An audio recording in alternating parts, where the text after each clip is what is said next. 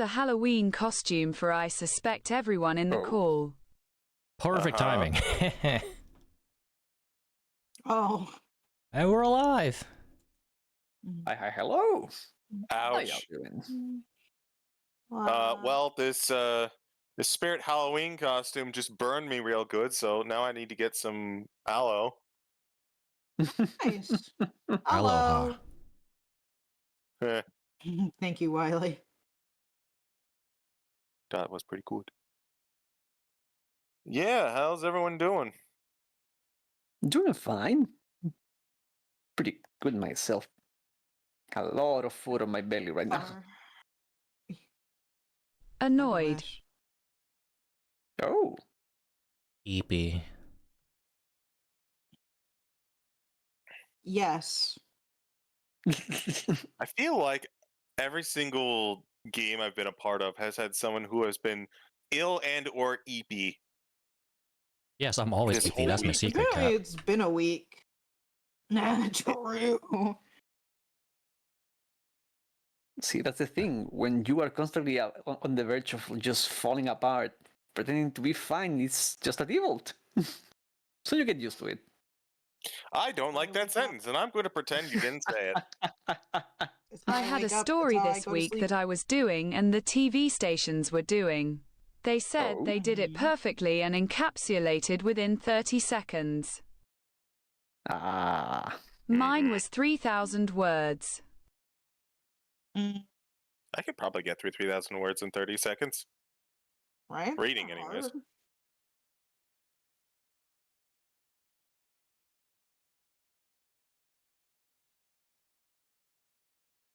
Micro Machines, man.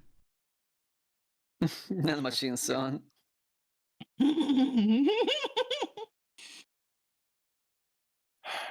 It's almost Friday, chat. It is Extremely almost small the robots. weekend. Child. Thank you, Wiley. It's almost the weekend. We're almost there. Ladies and This gentlemen, is my the weekend. fifth. This is my fifth and final day of D&D this week. Let's go. I still got one more after this. We only have to survive this session and I expect this to hurt. Perhaps. I don't. Maybe. Who knows? I mean, this session has been, the previous session was a lot of build-up, but you found some nice stuff in the meantime. We did. You do still have a mystery on your hands and more of a dungeon to explore.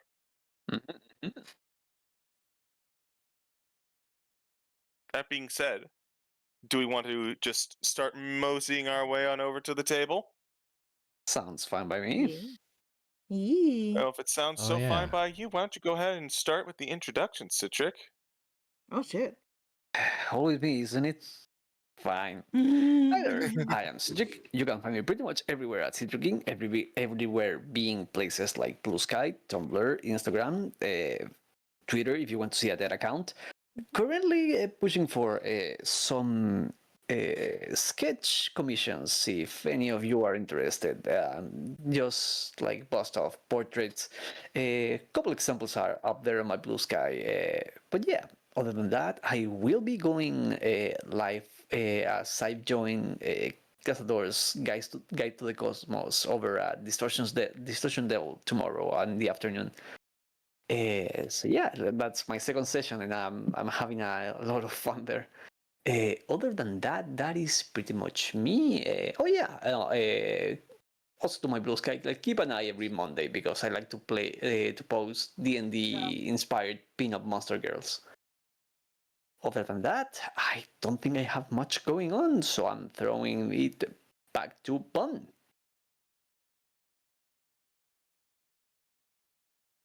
Bun, you go.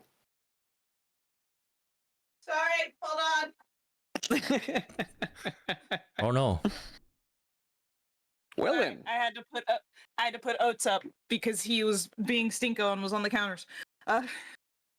Hello, I am Bun, FlusteredBun on all platforms that you can find me, such as Ko-Fi, Blue Sky, YouTube, Tumblr, most platforms at this point. I have so many accounts that I don't remember. Most importance are Ko-Fi and Blue Sky because that's where I am now. commissions are closed. Dice commissions are open if you want dice. I do also just Ooh. sell straight dice. Well, not straight dice, they're all gay. Good. Was I'm about about to to ask. correct you on that. Like, Yes. is it exclusively straight dice? But no, good to hear that they are all gay. which means they do crimes in the name of gays. If you're a DM and you're gay, they'll do whatever the fuck they feel. As Jake learned. You can find me this upcoming Sunday on Dummies and Disasters channel, where I play Semri for Sins of the Blood. But today I play Sitara. Wiley. Well, you've already found me here. If you can't find me here, then I'm concerned. I play randomizers usually. I guess for the Twitch VOD. Yeah, I do stream. I also make music, which if you're on the YouTube VOD, well, yes, it's all right there. At Wiley Willy. My Ko-Fi is open, or is Wiley Willy? I am tired. Commissions are open on Ko-Fi, that's what I meant to say. And I'm also on Blue Sky. You can find me here and there in other people's streams, yes. D&D. I have lost track. Who else hasn't gone yet? Sen. Between, the S and the C.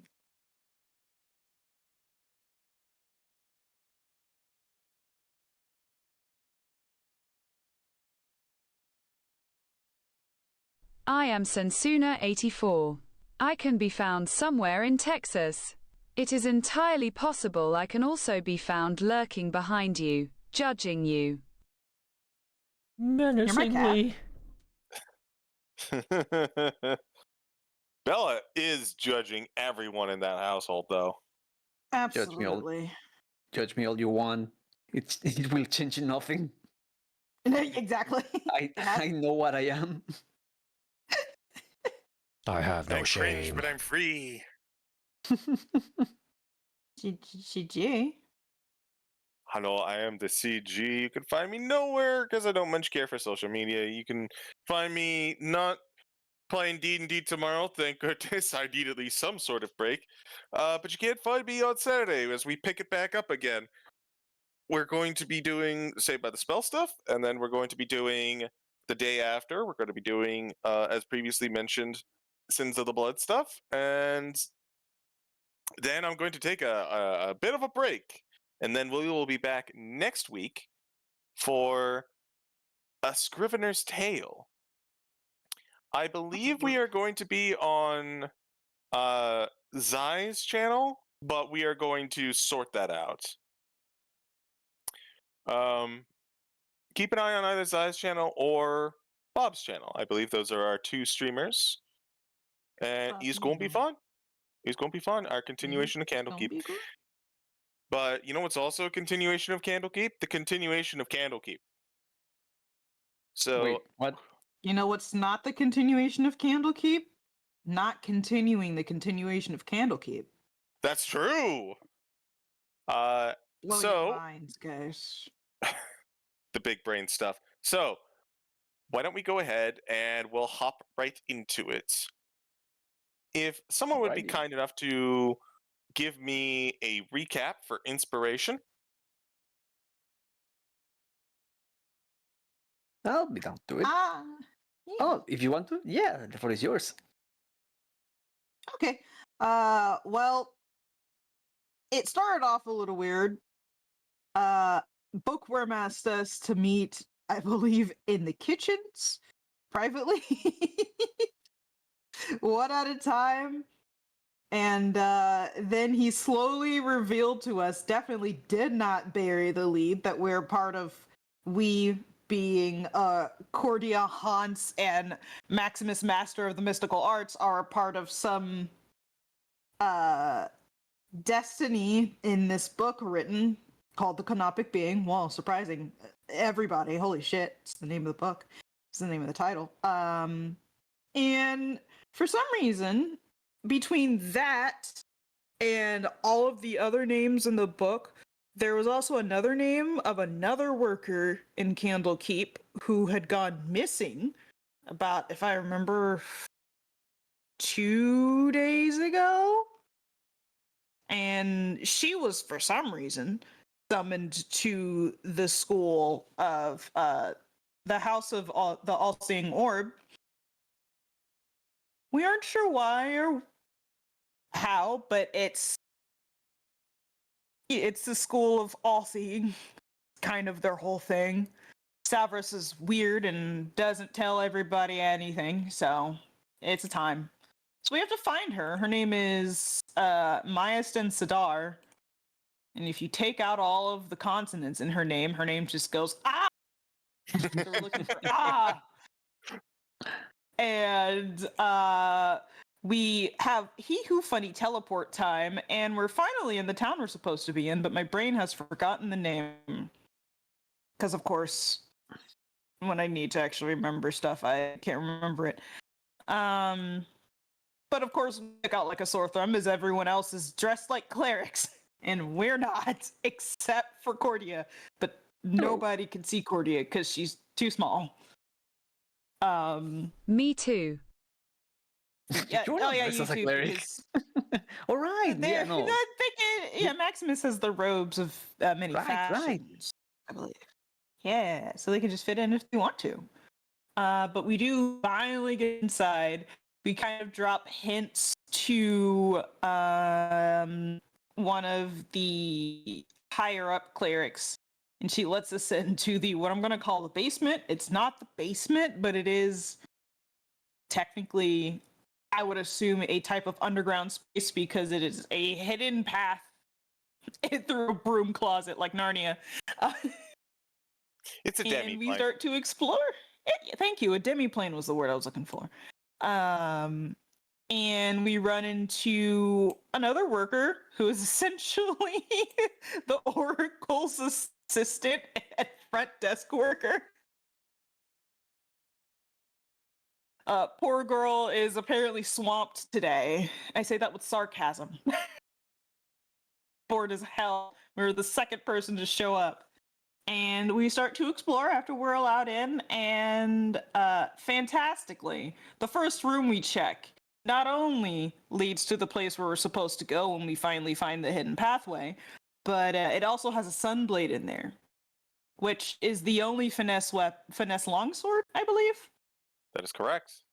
You're kind of skipping the whole fighting the Dao. Well, I was about to get to that. that we got for Honse. It did require getting fucked up by some Dao, though. That shit hurted. But yeah, we found the secret pathway to go speak to the Oracle we were trying to find. And she was like, you could follow me or you can continue exploring. And Maximus was like, I want to find more shiny. Items are still hidden in here and there's still more things to find. We should probably explore. So we continued exploring, made a fantastic choice getting through a room of mirrors that would have absolutely fucked us up if Honse didn't have blind sight. Thank you, Honse. And we continued exploring. I know Honse found like two or four random bottles that we haven't identified yet. And I think it was just right after getting through that hallway that we ended. That is correct. Go ahead and take a point of inspiration. Very thorough. It was I appreciate that. Yeah. Oh, I already have inspiration. So who doesn't have inspiration? I think we all have it because birthday, remember? Unless someone spent it. Right. Someone, I believe, did spend it. Yeah, I spent mine last, but I got it. Not last. I think you actually did spend it last time. I think you were. so. I think Maybe you were just angry forgot. about missing a Dow, and you were like, "Fuck you, roll 20," and then used your reroll. It's probably what it was. So I'll just unmark and remark to remind myself. Never mind. Yeah, I still have mine. All right, but we return to where we left off in a secret passage. I think we'll get a different track this time. Secret passage.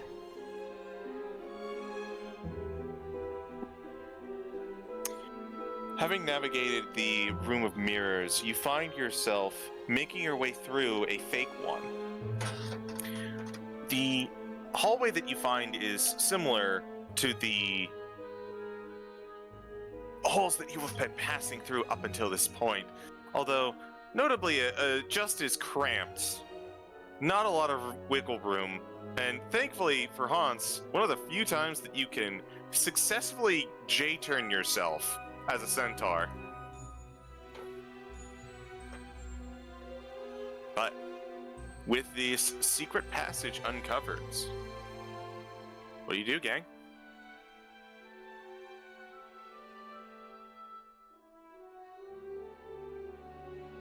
I believe the only path we have is forward. Otherwise, it would be turning back.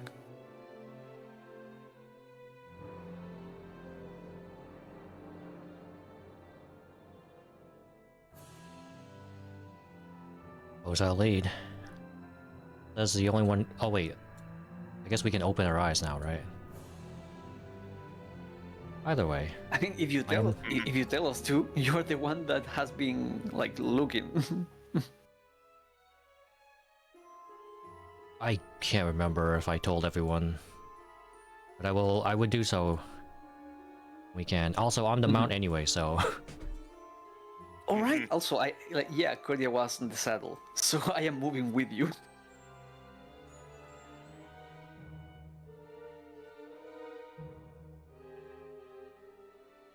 Do my blind seeing eyes see anything above or forward here? The hallways continue. It seems like there's another bend on the far end. Also, is the room like regularly lit, or is it in darkness? As you enter into the new hallways, each time you do, there aren't exactly torches per se, but you remember that each of the walls has the same eye insignia, and as you enter into rooms and kind of navigate by them, the ambient light in this demiplane is not much. However, the eyes on the wall do kind of catch it and reflect it. So there is vision in here, lit up by the walls themselves. Mm-hmm.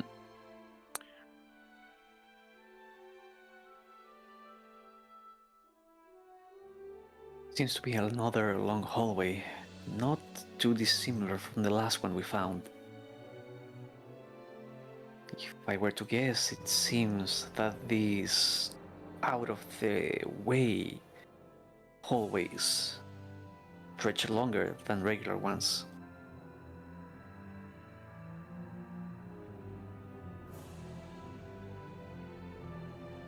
The one that took us to the golem that spoke with the voice of the oracle was same as this one, at the end of a very long one.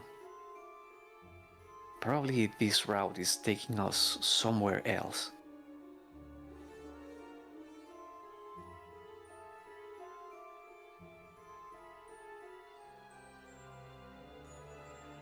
Cordia, go ahead. She is same as last time, looking at the patterns in the walls, looking for anything that looks out of place. Like above game would be looking for traps. She's not taking this place lightly. It's been pretty much obvious that they are testing us for something. But Indeed. she's on the mind of moving forward. Go ahead and roll me a perception. Will do, and I do that with advantage. I like active perception checks. 17. 17. Keeping an eye on any loose stones, errant wires, or any other signs of traps.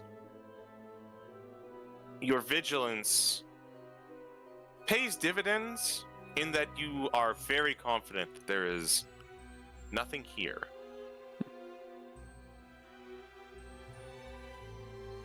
The road seems to be clear. I don't discern any traps ahead. I would not let my guard down, but as far as I can tell, the hallways just fulfill that purpose, to connect rooms. Let's keep going. Agreed. I can move both of us, which is Not something I'm used to. Heck yeah. Leave it up to you. I am, by all accounts, like moving on your back. Making your way up to the next corridor, you see that the narrow hallways have taken a bit of a break, as you can see what appears to be a vestibule leading into a room of sorts down the corner. God. Hang on.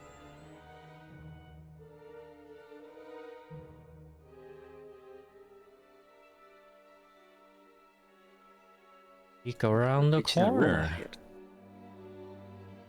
A lot of Entering magic into the circles. Entering into the next room, this chamber seems to be filled with what appears to be magic circles and insignias.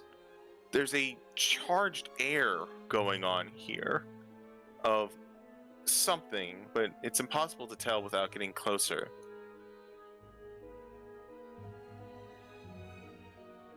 Ahead there seems to be a circle of some kind. I would advise against walking into it carelessly. And if you allow me, can I do an arcana check on what am I seeing? I was just about to ask. Absolutely. Shall do so. Arcane. Oh. 27, baby. No, the advantage. It's just a 12. Bella. Sitara, hard to say. You're not entirely certain what it is. Same with you, Cordia, but you can at least kind of gather some of the fundamentals of it. Based on context clues that you've received, and as you look inside, the almost like seams begin to open and close and open and close. There's some sort of divination going on here that is all over and inside this room. With your high arcana check, it does not seem hostile. Whether it actually is or not, that arcana will not tell you. Yeah, Cordia takes a moment to look at the room and then looks back to the group. From what I'm gathering, this place is marked with divination magic. Cannot tell for sure what kind of spell has been cast here. It does not look hostile at a glance, but divination magic can be tricky like that. Whatever it is, the moment we step inside, we are CG. being noticed. Hi. Sorry. You go ahead.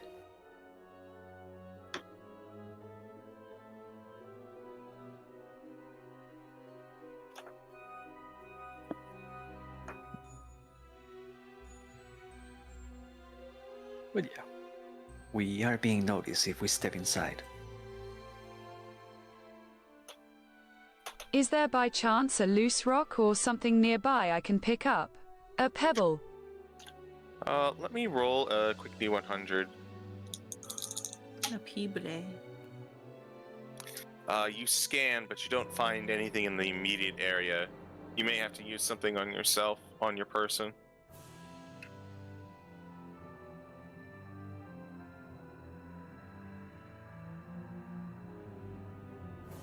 I mean, if you have any spare Or daggers, not. you can always.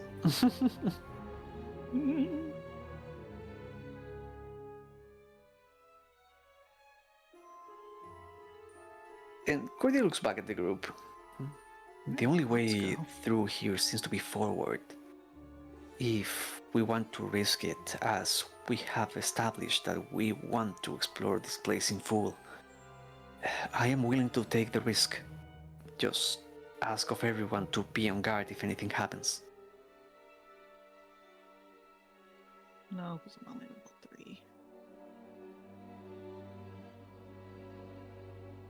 3. Could you speak up on? Oh, sorry, hold on. No, that was Maximus me begins to mumbling think myself. before he comes up with an idea. There is a snap of fingers. But it doesn't come from Maximus's hand. At least not his physical one. Magic hand snap. I like that. Maytan. Yep. Hell yeah. Where are you casting this? Okay. Your mage hand appears in the center of the room. Nothing seems to trigger. Nothing seems to happen. The room continues this low magical ambience, but the mage hand being inside it does not trigger any sort of response from the room. You know what? The hand gives a wave to the group and then a thumbs up. Sitara will sit up, well, back up in the hallway. Hold on, everyone. I would need space. And she's gonna start shifting into woof, bark, bark, doggo mode using a wild shape. Ooh. Okay, Nice. interesting. If this does do damage, she'll at least have a buffer of health. If not, Fair well, enough. she just has bark, bark, dog mode for a bit, and she's gonna walk into the room. If All right. roll 20 will stop lagging.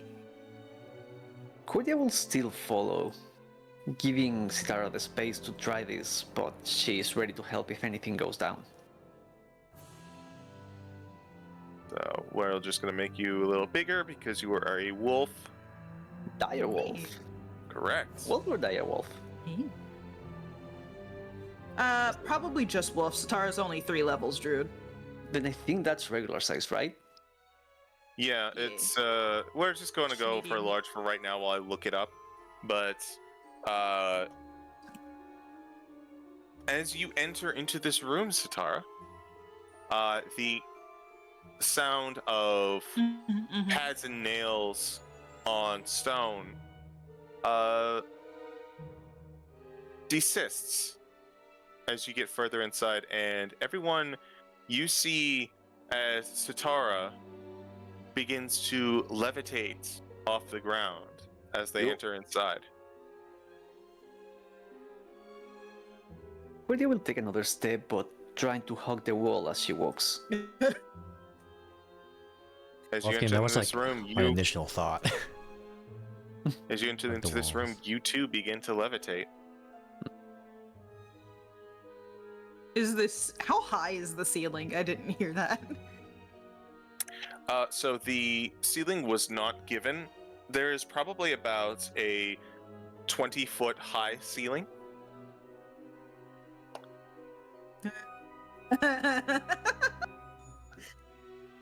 Sitara in her wolf form, flipping around as she's trying to right herself up.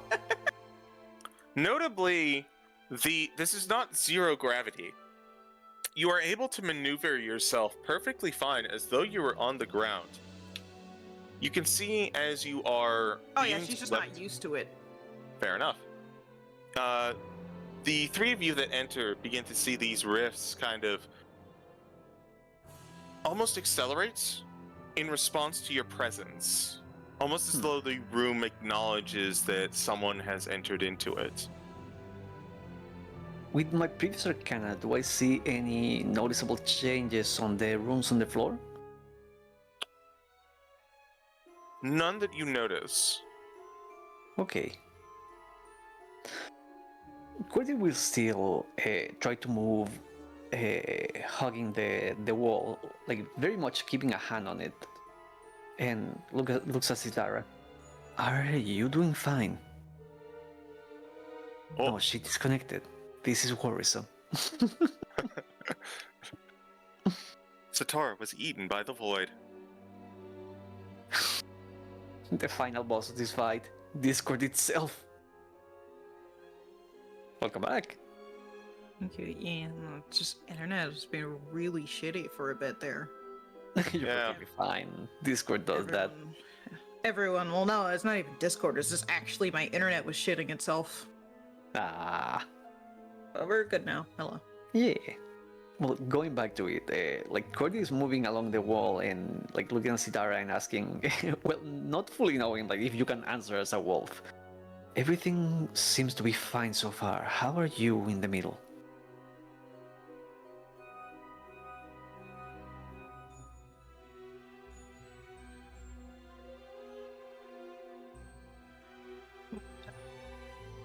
Oh, what? Yeah, there we go. Jesus Christ, Discord. Yeah, kind of heard something for a moment. It's like, are you okay? I heard you and the Discord cut everything out and I got scared. Oh no. Oh.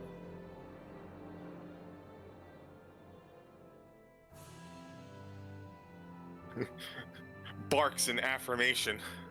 Yes. GG. Cordia will nod and keep moving to the side and look at the other two at the entrance. Can I literally grab the walls with my climb speed? I would say probably not. You are levitating, but this is not, you don't stick to the walls or the ceiling. I don't like this. I want to stay grounded. Sitara's currently doggy paddling in circles trying to figure out how to go in the directions correctly. She's a little confused, but she's getting there.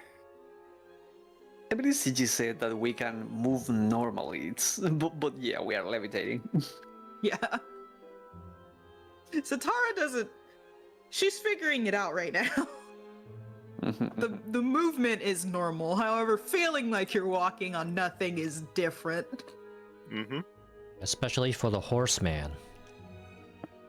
Yeah. Really, really wants to hear those and feel those hoof clicks. Now you know what Sagittarius feels like. Oh, I get it. As she's moving along the wall, do I notice anything out of place since we've had so many diverging paths so far? Anything on my left that looks different, either like a gust of wind that shouldn't be there, or just a tile that seems like either popping out or recessed into the wall? Nothing that really jumps out at you. The only thing that really seems notable is that these mini rifts begin to kind of coalesce around each of you, not in an aggressive way, but more like, almost like servants standing at attendance, if that makes sense. They are nearby, as if wanting to be used. I mean, if I do see one hanging out, I stick my little doggy nose in it. As you look into the rift, you see flashes and images of what appears to be the building of a town not too far from Candlekeep, an ocean city, a coastal city, busy erecting a statue of the founder, Balder. The vision fades. Ugh.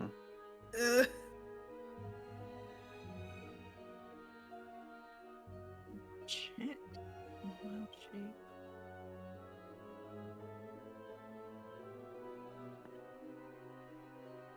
I can still speak.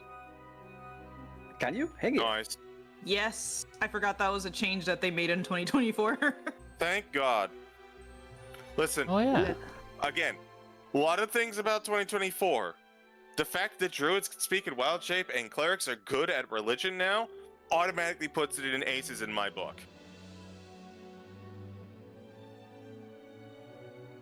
Sitara will pop her head out and we'll look at the others. That was really cool. Stick your heads in the rift.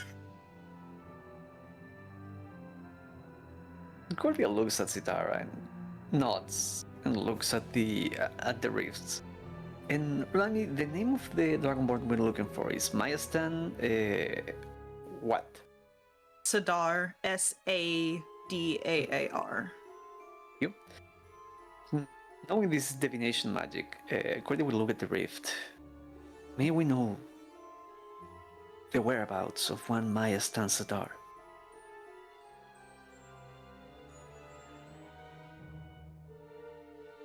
And she looks at it. There seems to be kind of almost a like static feeling on the rifts, and you get no major response. However, you do see what appears to be an image of the dragonborn that you are seeking entering into this temple and greeting Alessia before moving on.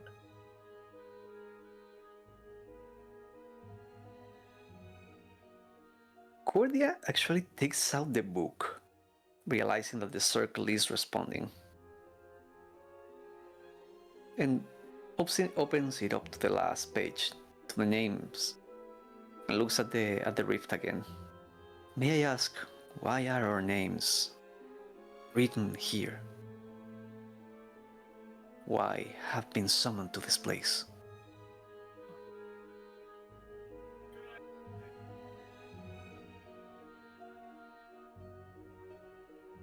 As you offer this, two rifts float in front of you.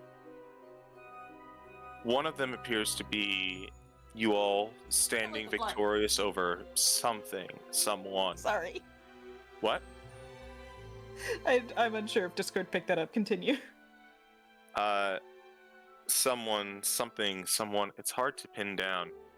The other one has you all in a similar defeated position, almost reversed to the previous one.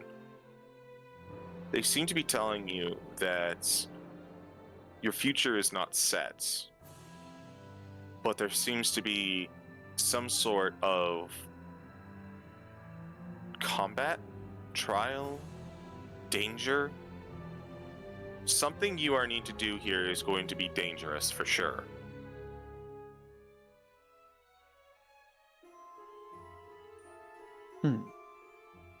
Do only I see that, or does the rest of the group see the vision? Anyone who sees this vision will have access to it. Anyone who is nearby and wants to look, I should say.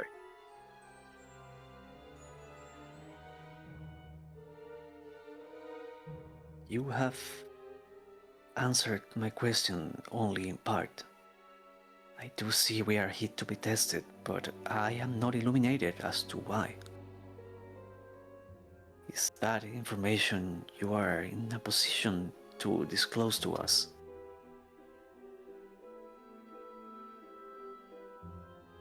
There seems to be no further response at your query.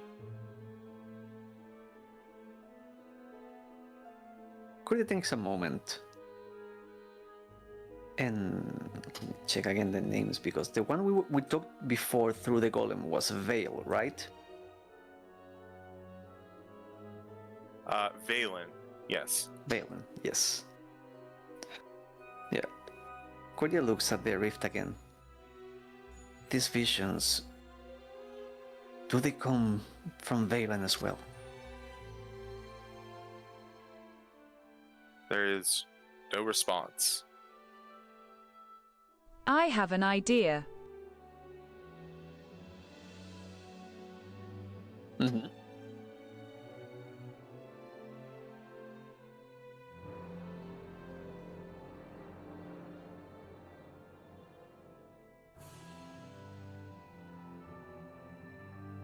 It's showing us visions from potentially the past and future, correct?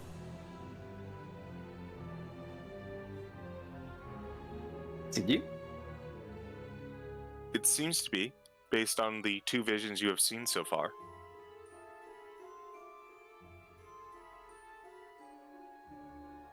That was in character, by the way. Ah. Yes, this seems to be the case.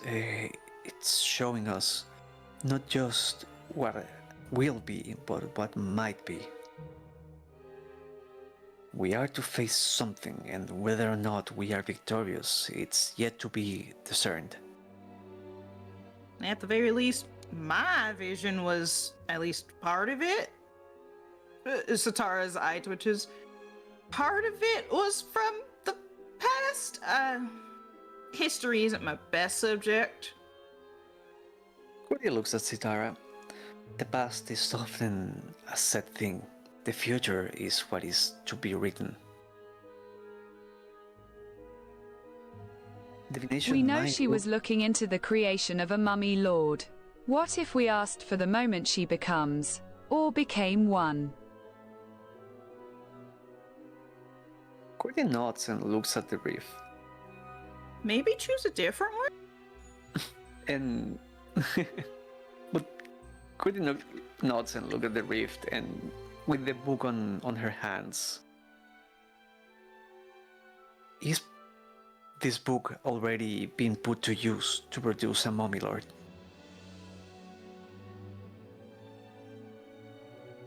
There is no response. Roll me an Arcana check.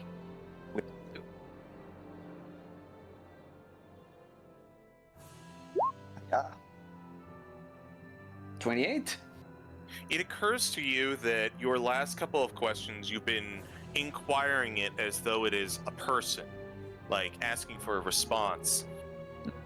Perhaps the room is instead only responds in commands. Cordia takes a moment to that and realizing, again, as you mentioned, like she's being too polite with the room. Takes a breath and looks at it again. I want to know if the book has already produced a mummy lord. There is a flashback. You see what appears to be. Let me get the details of this real quick.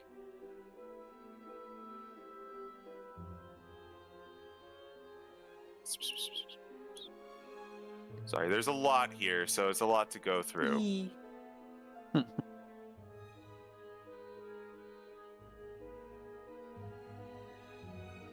You see a hand apparently writing the book, writing a note in it. It is the hand of what appears to be a priest in the garb of the House The of the Ultimate Ultimate Orb. Yeah. The writer, a rather aged human individual with a shaved head. They seem to be muttering to themselves. It is my fate. Cannot reject my fate. But I can leave clues. Maybe others can avoid it. It's too late for me, but maybe not for them. And he looks down at what appears to be, I once again need to double check this. One of their veins almost, and they kind of press it in, and there seems to be almost like a bruise, this sign of necrosis under the skin, and as they relieve the pressure, it goes away quickly.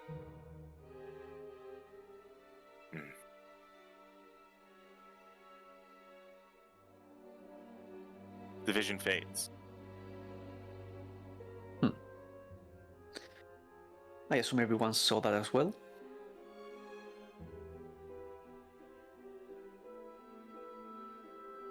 Without much of a pause at that disappearing, Cordia will still looking at the reef, ask, that last vision, tell me, was it Vale and Sarnson, or was it Shemruthale?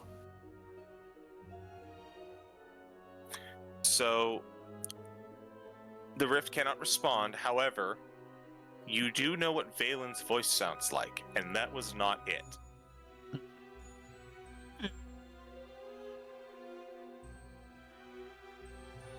That seemed to have been the author of the book. She says, looking at the rest of the group. Shemru Thale, the one who put all of this in motion. Right, yeah.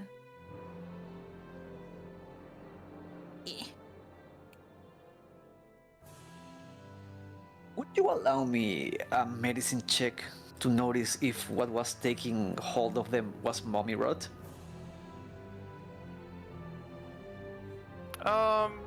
With disadvantage, I'll allow it. Righty. 18 with disadvantage. Mummy rot specifically, no. Something was definitely up with them, but just from the vision, you can determine it wasn't mummy rot and very little else.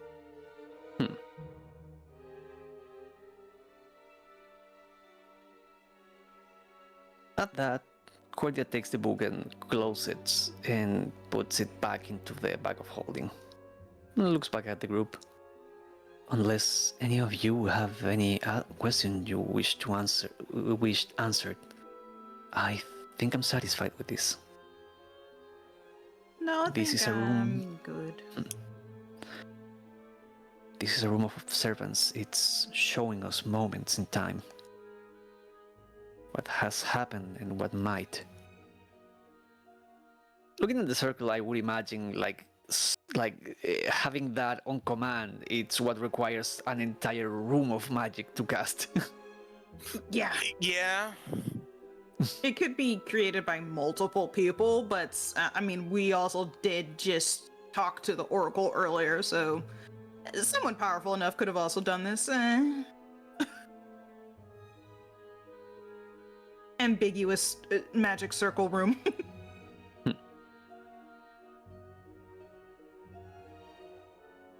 Also, CG, just for me, because my attention span is teeny tiny.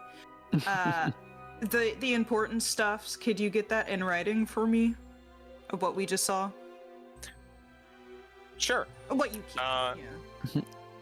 If I may summarize, what we saw was Maya Stan entering the temple, then nothing else from them. We saw Shemru Thale, or what we assume is, writing the book. We saw visions of ourselves being both defeated and victorious against we do not know what. I think those were the 4 things we saw.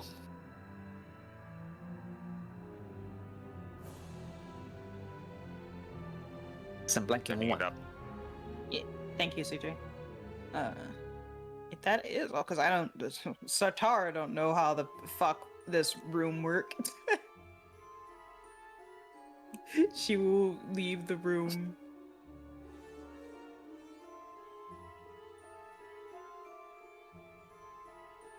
There you are. Abridged a little bit. Thank you.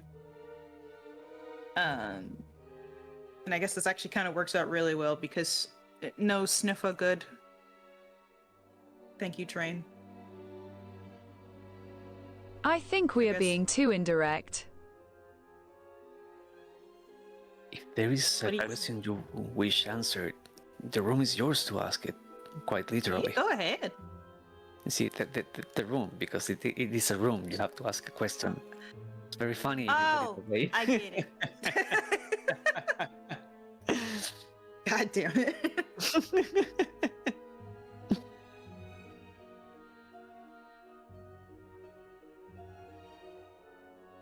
But yeah, go ahead, Henson. All yours. Show us if she has already started the process described in the book.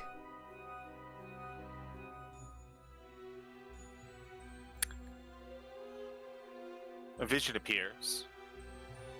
This one appearing to be what appears to be a woman dressed in a similar yellow robe, different from the monk that you saw earlier. The monk in particular seems to be unconscious on the floor. The one above And with this, the first step, as she casts some sort of incantation, and you see this web almost mimicking her, like the outline of her form, remove from her body and be implanted into the person on the table. You know this person. You saw it recently in a visage. This is Zemru, who is lying on the table, receiving something, perhaps against their will.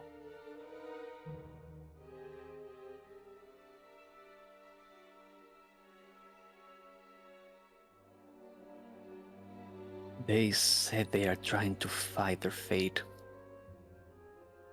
Given the nature of the book, I feel inclined to guess what happened to them.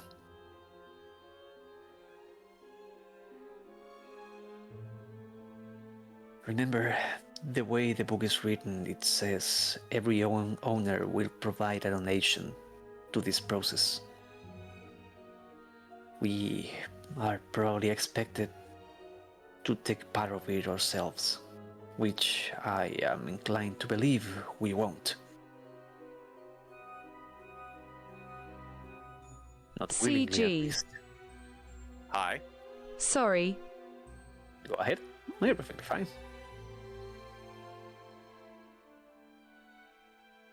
Go ahead, you stopped, so I started. No, actually, I got everything I wanted to say.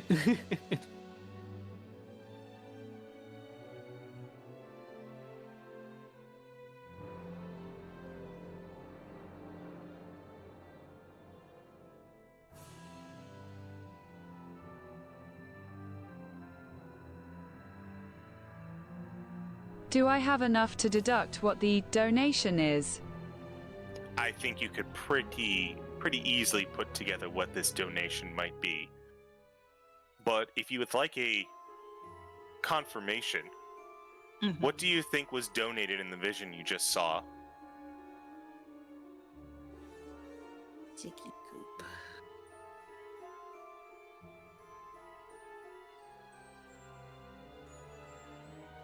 What every mummy loses as a part of the process. The organs. Oh, my favorite part.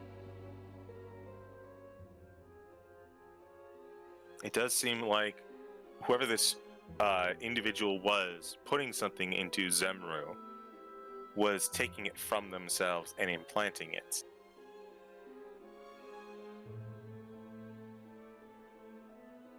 Your theory might hold credence.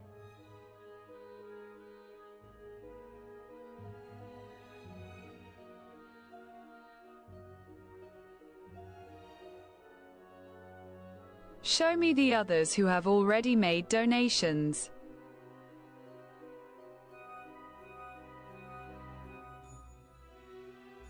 Your vision shifts. You see what appears to be a tiefling, proud and mighty, in gladiator's garb, and then the vision shifts to that of a golem, currently sitting in the pool of water that you saw. You see a vision of Zemru writing in the book, and then the vision shifts to a golem standing guard in front of a coffin. You see the image of a human mage. The image shifts and shows another individual, another golem, standing shoulder to shoulder with the one before standing guard. You see your dragonborn sage. And then you see the vision shift and you see them dead on the floor, apparently surrounded by many colorful baubles nearby. Hard to determine what they are with just the passing of the vision. And then you see, strangely enough, Alessia.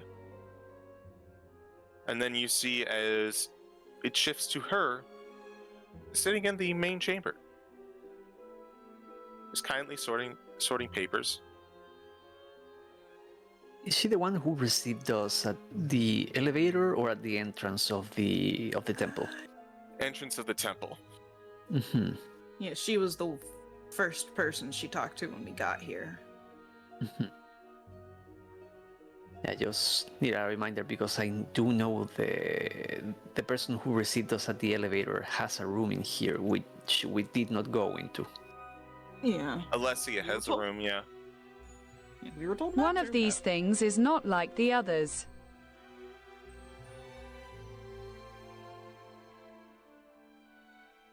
I agree. One of these things is alive. Yeah.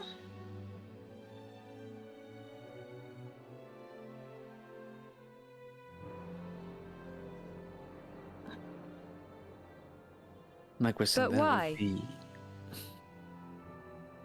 I would not know where to answer that. The only connection we have to the outer world with Alessia would be the room we left behind at the entrance. Whether or not you want to make the way back there, I leave it entirely up to you. I will follow you if you wish to do so. Still have plenty of room to It is- explore. It is Or kinda speaking weird. to her ourselves. Well, I believe we if left her she- behind. We did, and if she is involved, I doubt she would, like, specifically tell us. As far as I can tell, what I could gather, I did not get any impression that she was trying to lie to us. If I remember correctly, right, CG? Because I did inside her when we got here. That is correct. Insights, Mhm. I believe. I got no impression that she was trying to deceive us. If I am wrong, I do apologize. But as far as we are Why right would now, she I not? We are involved as well. We are guests as far as everyone is concerned. Well, this is a deeper process than just talking to the Oracle at this point. I think we're realizing. If I may pose another question, maybe she's not even aware of that. That We are could talking that about a be done? process. We're talking about the process of making a mummy lord. We do not know if it might be similar to making a golem. This is taking many leaps ahead. But Alicia may well be the result of all of this. And she not know about it. That's the question. I mean, we do have the steps in the book. Technically, we can check to see if it's entirely possible someone involved wouldn't be aware or wouldn't have any memories. Cordia nods to you and points you towards the the circle. Like, pretty much like, go ahead. No, true. Also, ironically, above game, Sitara does also just have divination. Heck yeah. This is true. The only problem Who there knows what- obviously is that it comes back as like coded or cryptic in some rhyme, so that doesn't exactly solve the problem that we're dealing with what ifs or maybes here in visions. So I don't think adding more visions to the pot will help. I mean, we do have the vision room. Exactly, yeah. Now, to be fair, as your DM, the vision room only shows past and future. It doesn't say what you could do, which is what divination is more like. That would be the one to actually ask a question and get an answer from. So it's different but important flavors. Ritual. So I could ritual cast it, save a spell slot since it's 4th level. I just thought of a random cleric board and casting like divination to get like, hey, Random wolf. like, hey God, should I take pizza or get a burger? Sitara, level 20 cleric. I don't know if Answer, you guys Mayo. want me to. No, I'd rather die actually. If you guys want me to use divination, I can.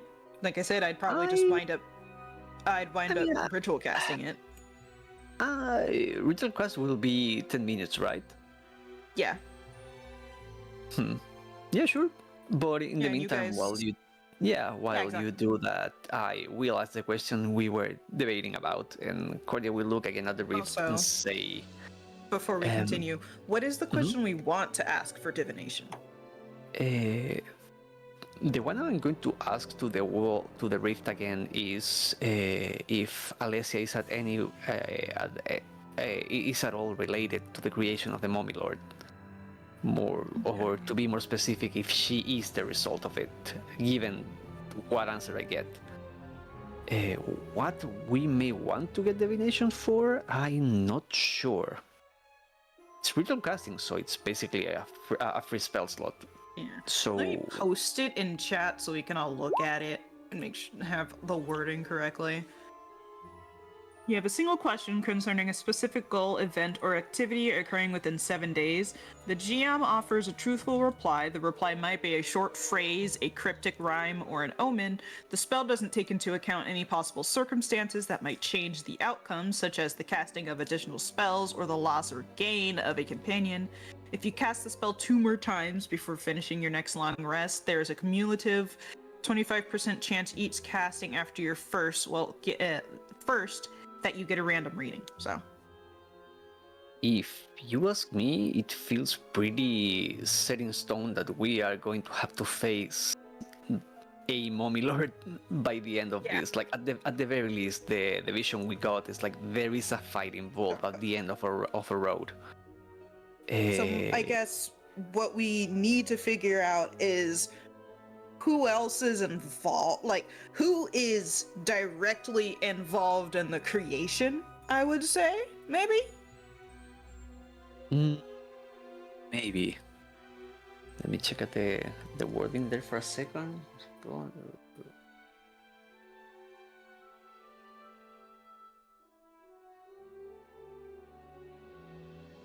Because the other thing that I just remembered, and I'm just realizing that I should be talking in my Sitara voice, but I didn't, is that, what was the name of the lady we met when we got into the temple? Not when we got into this area, but who led us to this area? Yeah. So, the outside, it was not an elevator, it was a portal. The outside lady that met all of you, her name was Shir Indelian. Okay. The person that greeted you as you entered, her name is Alessia. Oh, okay. So, sure, she had no clue about any involvements with mummy lords or mummies, any of that. And I did a pretty good read on her, and she was completely taken off guard. Unless she's just that good at hiding what's actually going on. But just based off of what I learned, she's not aware.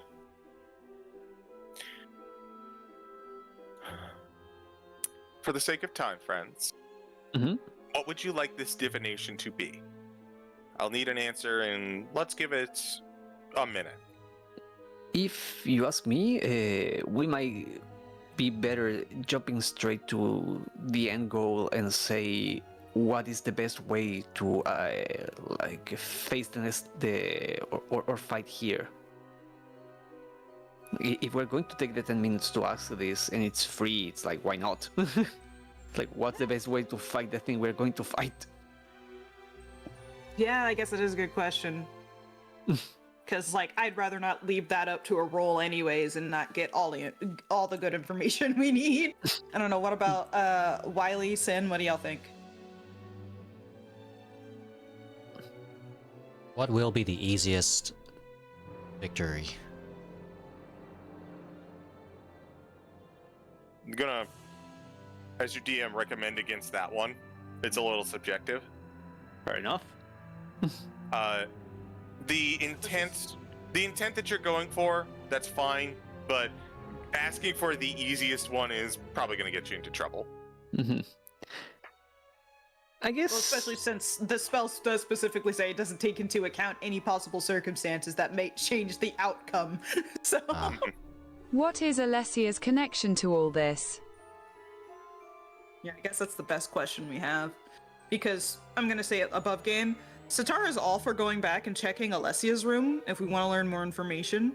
But if we want to get this first to determine it, so if we get caught, we can point the finger a bit better. I'm fine with that. All right. Just for confirmation, I want to hear it from you, Sitara. What are you using divination on? What is your question? My question is, what is Alessia's part in this Mommy Lord plot? So, I am so happy you cast a powerful divination spell. As you are exiting out of the room, you begin to sit down and cast this divination spell. As you do, everyone kind of watches over you, and you all begin to notice that the rifts, as the divination spell becomes stronger and stronger, the rifts begin to close in on and around Sitara. Sitara, you don't notice any of this as you are currently in the casting of your ritual, but once it completes, all of you see as each of these minor rifts comes together and forms as one. Appearing in the rift is the same eye symbol that you've seen this whole time, the symbol of Savras. In this location, your divination connects to him directly. Oh, that's cool! Let's go!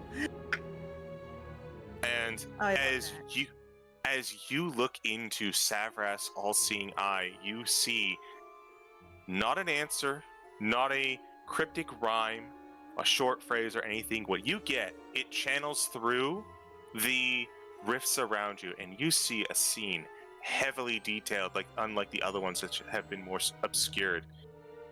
And you see what appears to be somewhat of a dark room, lit up with what appear to be floating eyes of an actual eye nature, lit in white fire. You see the door open, and Alessia walk in. Madam, you requested me? You see the same woman from before turn around and look to Alessia, who has entered. Alessia, thank you for answering my call. I have need of you. Sure, Lady Valen. What do you need of me?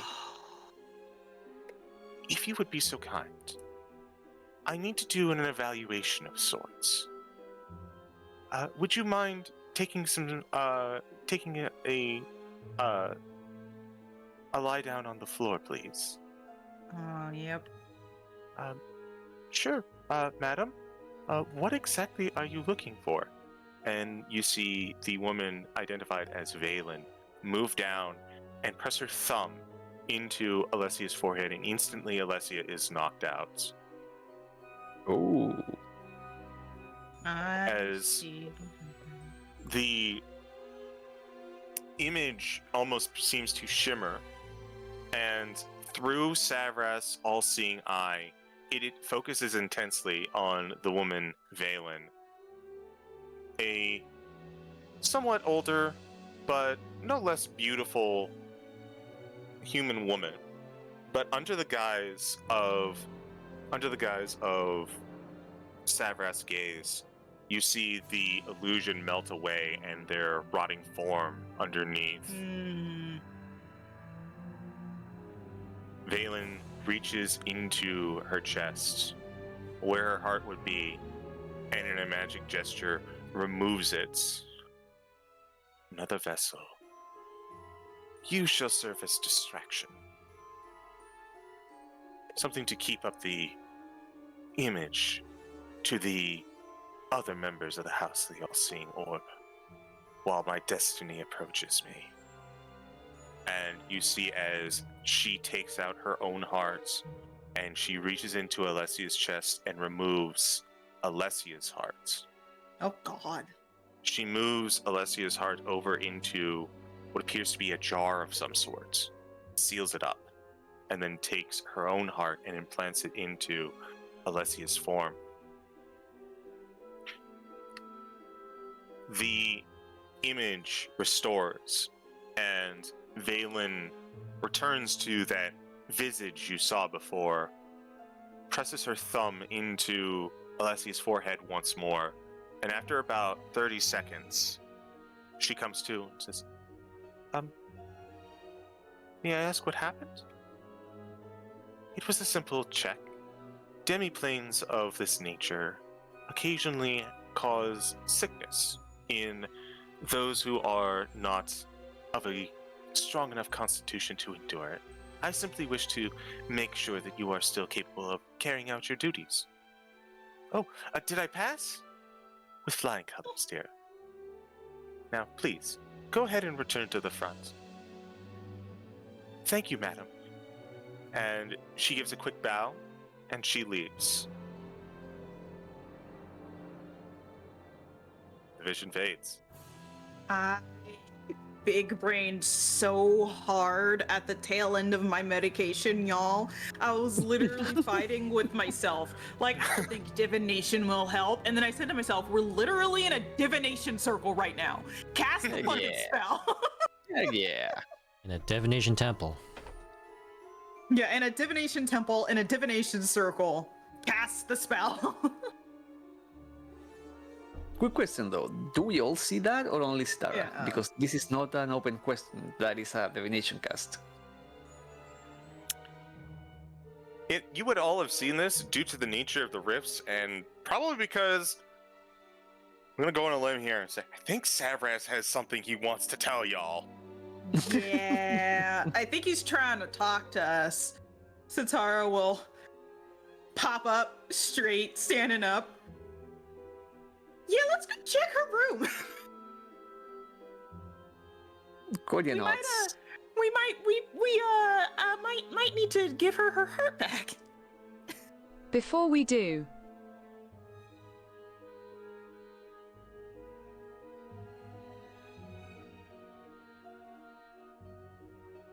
Do you wish to keep moving forward? There is a chance that the road ahead links back to the room with the Dao.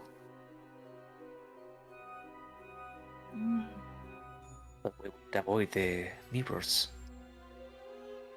am I the only one reckoning she is completely unaware here? Oh yeah, no, I know she's completely unaware. It's just I need to make sure she's okay. Like, even if she's unaware, it still happened, and there could be other things that happen that she doesn't remember. Moreover, we had a conversation through the golem with Valen. Valen explicitly told us to not bother the room, Alicia's room. Given what we know now, I am not inclined to honor that request. Too. Especially since Savras himself gave us that vision. I feel like we're kind of obligated at this point. I get the impression we might find a way back quicker if we move through the hallway. There was a door we did not open at the Dao fight. If this room somehow links that way, it would save us the trouble of going back to the mirrors. Yeah, I don't like that does using my actually blind help me sight. fill out the map more. Well, luckily you don't have to use it no more.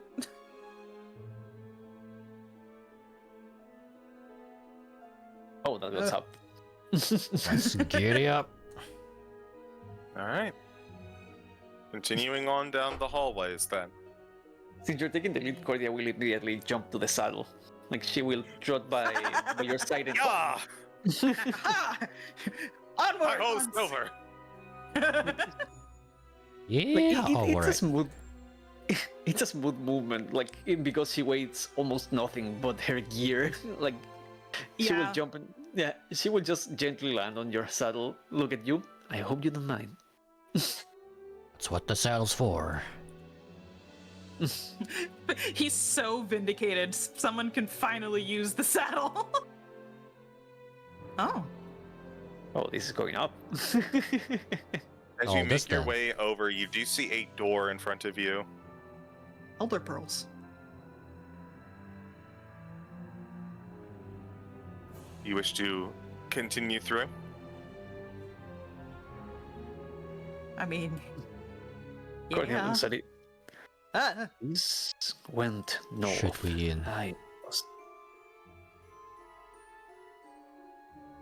Can I make a Valen perception did check? want us.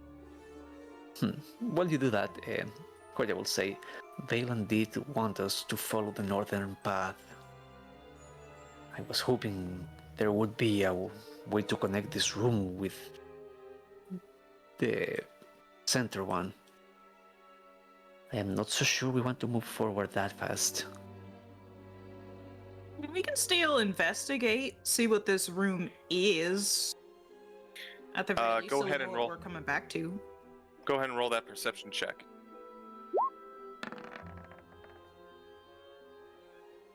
Nice.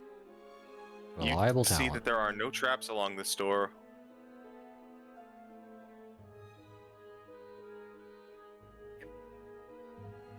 How likely is it we'll get teleported out of here? Because otherwise we can just go back there on the way out. So, do we wish to move forward or to wait? I vote move forward. I think we should at least check out this room. Looks to be safe. Cordia nods. My non-magical Looks eyes. Maximus. Very well. As you open the door, you see many columns holding up the chamber of different hues.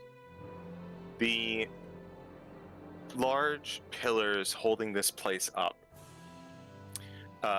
Each one decaled in a style similar to the eyes you've seen before, as well as many cushions on the floor, but that all pales in comparison to what you see. A body. Oh. Oh, cool. The bodies have hit the floor. And because you remember seeing this particular body, you know in advance this is the final resting place of Mayastan Sitara.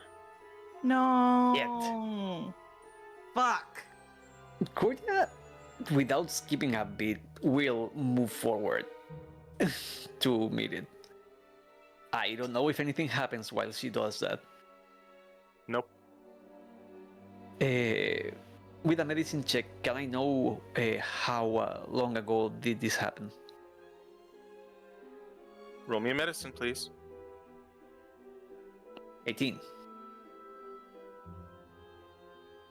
With an 18, you're not entirely sure how long ago this happened, but you do determine what did happen.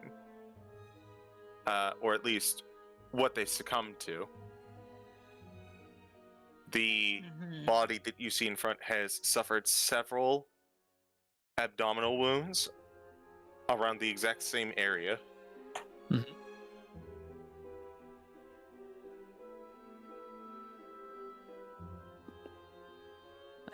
Revivify doesn't work past a minute yet. I would assume this is beyond a minute, especially with how long we've been walking around. You can judge by that medicine check. This has probably been at least 12 hours. Given the time frame that you guys have been here, body is not cold per se, but it is definitely starting to succumb to rigor mortis.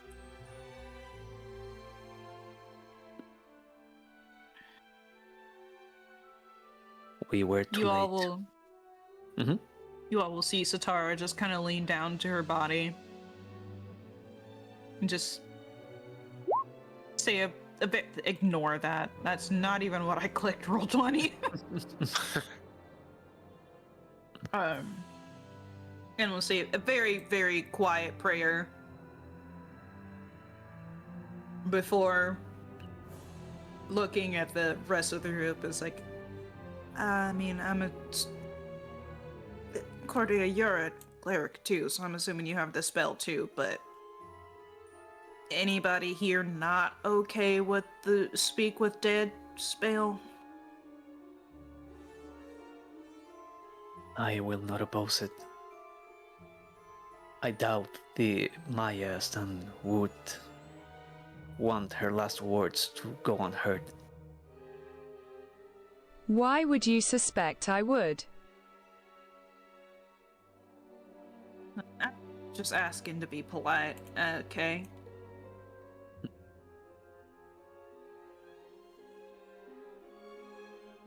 And while you cast, you will see Cordia sit down by the body and lit up a bit of incense and mutter a prayer as you do so.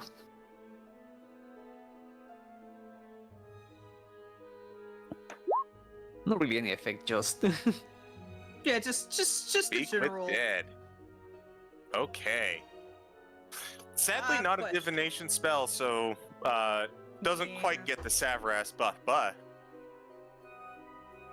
you touch the body of Maya Stan, and you see almost like an outline of her normal form begin to illuminate before this outline stands up as though a normal person, and it lacks eyes or a face or anything other than its luminous existence, but it does look to you as though waiting expectantly.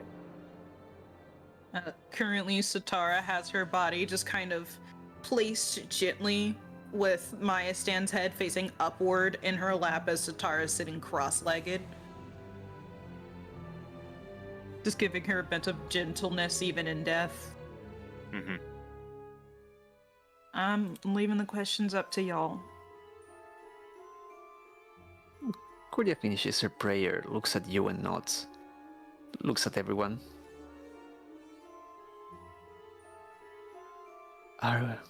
Were you attacked by Valen?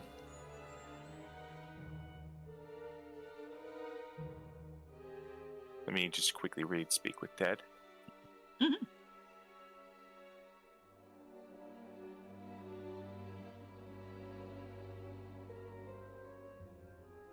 I believe I was. I do not remember the exact nature of the confrontation, but I do remember reading Canopic Being. I remember making my way here to confront Valen, and then a gap in my memory.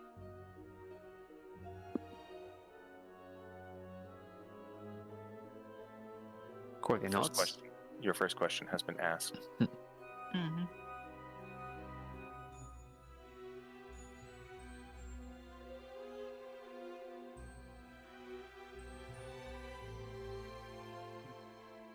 Looking at the spell, is there a limit amount of questions specifically? 5. 5. Yeah, there we are. Yeah, perfect. Mhm. Which was used to great effect in the D&D movie. Actually, I'm now It sure curious. I see Maximus has something they want to ask. I'm gonna look this up while they type that out. Mm.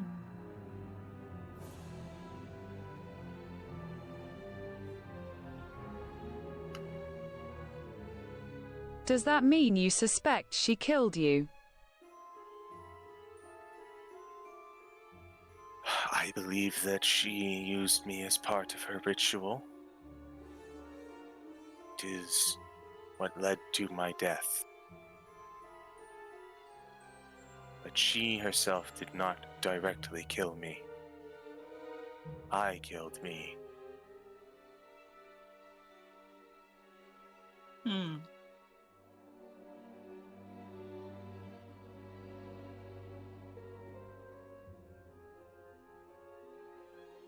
Could we look at the group? We have 3 more questions.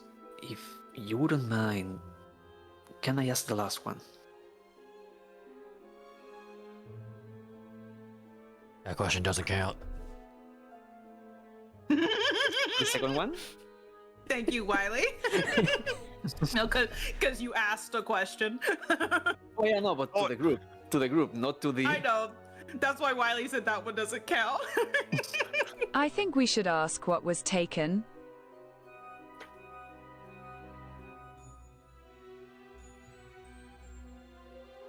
Anyone opposed to that?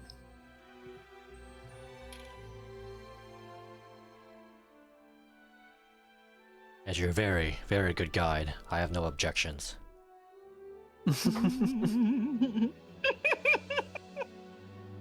She looks at Maximus and nods. Then go ahead.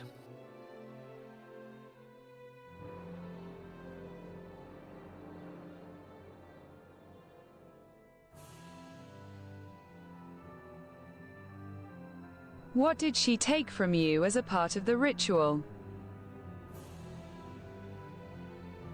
She gestures down to her stomach and into a particular place below it. At least I'm pretty sure it's below it. Said person who doesn't really know anatomy. Medicine from anyone who is proficient with it, you'll pass automatically, but those who are proficient with it will notice that they are gesturing specifically to their pancreas.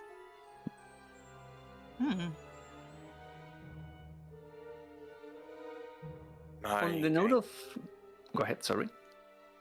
My organ was taken from around here.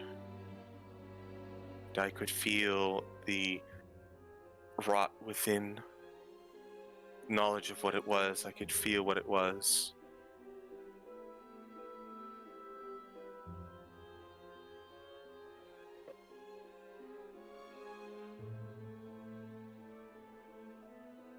That is all. Cordia nods and looks at the rest. I still have my last question I want to answer, but before I get to that, we might as well ask if there is any warning signs to what happened to them. Anything we should be aware of, a sound, out of place smell, anything that led them to injure themselves. If we know what to look for, we can better prepare for it. Like asking about the rest of the space in here where they've been? We could ask for what we should know. Hold on that thought a moment.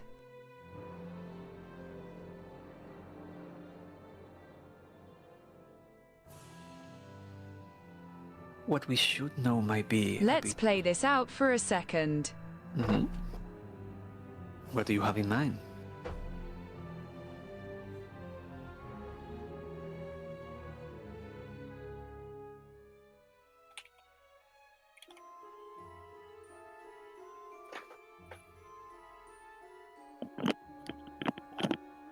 Check.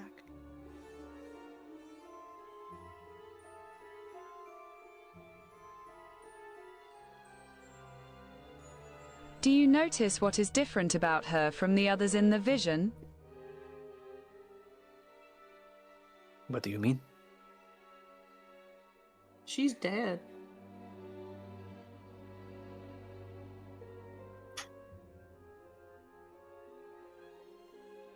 Three golems, Alessia, and her. I mean, I guess it technically doesn't really count because golems aren't technically alive. But she's the only one who's dead in this scenario. Because she's the only one who was confronted. Not anymore. confronting.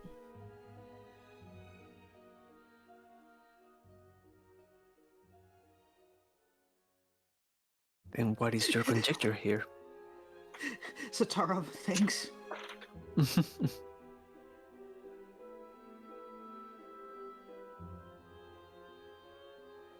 What if that is the end result, and she cut it off early?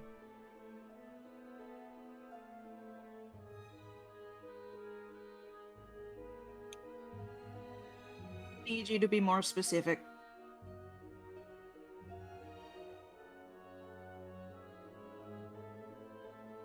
I believe what Maximus is implying is that the process was already started on her.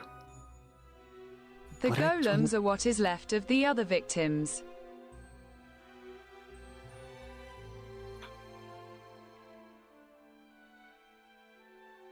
So we should expect a fourth. She died before it could be completed. Huh? I am not entirely sure of this. Either way, the part of a piece of them being removed seems to be a key piece in all of this. Whether or not they turn into golems is perhaps a secondary concern. What we do know and is congruent with what we have found is that Valen took something from a person whose name was in the book. And this is what we should be careful about. A piece of us being removed and fed into whatever the ritual is being performed. And we have a heart and a pancreas. I hope so.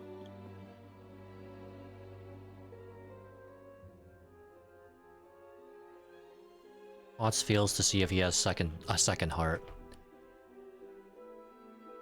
We can look at the missing pieces perhaps in the book, but we only have so much time to ask questions.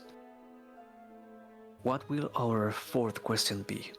My vote is to ask for what signs to be aware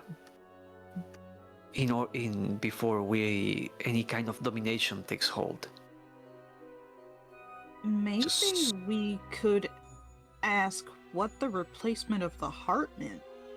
Well, actually, no, we know what that means. It's a new vessel, but what would happen to the old vessels? What about you two? What do you two think it might be better ask?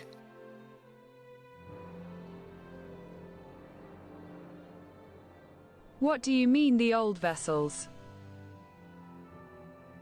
Well, we saw the current, what would have been the current Alyssa get her heart replaced with, I would assume, the previous Mummy Lord's vessel, which was Valen. So what happened to their previous body? Because she kept talking afterwards, so it was only her heart. So Above game, I am not following you. So previously in the vision we had, Valen, aka at least what we think is the current Mummy Lord, took their heart out and put it in Alyssa's body. Mm-hmm. However, they were still talking and active after that. So, like, is there a time period of which they can still be normal? Is the heart like that? Like, what is that process like? What we do know... Who is they? Valen? Valen and Alicia. Valen put their heart into Alicia.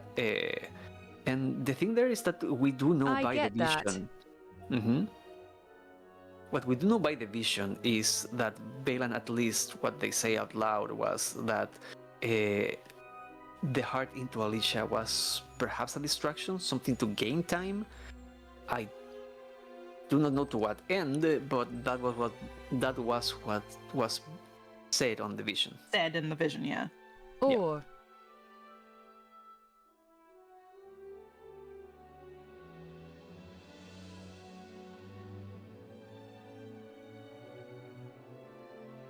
Because the heart is very specific, so it has to do something. something normal and mundane to distract from the horrors taking place here. Like the normal person. Not a golem. There's some above game. There's some merit to that kind of argument. Mhm. Either or, I we are. Yeah, the spell does have a limit, so I Yeah, it guess has we a have to 10 ask. minute. Yeah, Yeah, yep, 10 we have minute to limit. ask a question. Yeah. I asked for the fifth one, so I will not push any one way for the fourth one. I So said what let's- I. Yeah. So do we do previous body or I'm unsure what you're trying to get at, Sin, but I will trust you to ask it in a way that makes sense to CG. Because CG clearly understands, so. What do you mean, previous body? Or previous heart owner, I should say. The thing is, That's Sen, if Alessa. you're confident in your question, just go ahead and ask it. Yeah, think just we go are- ahead and ask it.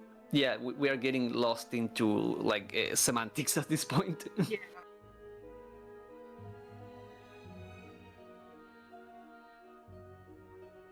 No, I want to clear this up. Ask your question, and we will have a clearance. Yeah, At ask your this point, question and then. We we'll have clear the it up. Mummy Lord. Mm-hmm. And Alessia? Mm-hmm. yes. What we think is Valen is the Mummy Lord. Hold Citric. Hold Citric. Who is the previous body you are implying here? Valen's body. The Mummy Lord in this case. Yes. Who is the mummy? We don't know who the mummy is. No, that wasn't a question. That was a statement. Who is the mummy? Valen, who is the mummy? Oh, who is the mummy? God, the voice made it sound like a question.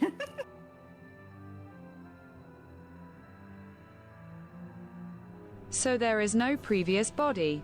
Well, that's why I changed it to previous heart holder instead of previous body. They just swapped hearts, from what I understand. That is correct. She put, yeah. Previous mummy heart holder. Alicia is carrying Valen's heart. Heart is carrying Alicia's. Yeah, Valen. Yeah. You do not know what happened to Alessia's heart after it went into the jar based on the vision. Yes, it went into a jar, not into Valen's body. Mhm. That's why I also wanted to check her room to see if it was stored there. Going back into character. Please ask your question.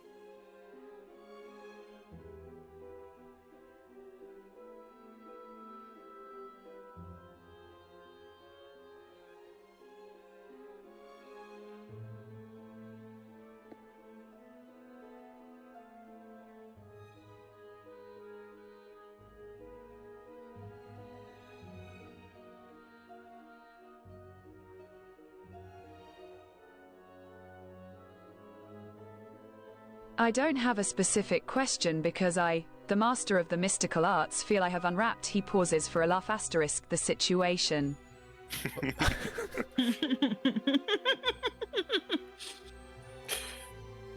Maximus waits for a rim shot that will never come.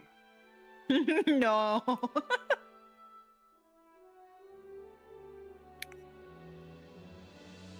Golf clap. Again, I asked for the fifth one, so if anyone wants to ask the fourth one, please go ahead.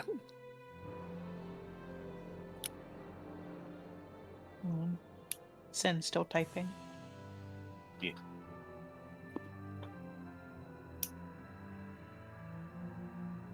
Can you guys hear my key? I'm using it as kind of like a fidget device, and it's lighting up on Discord. Only a little bit.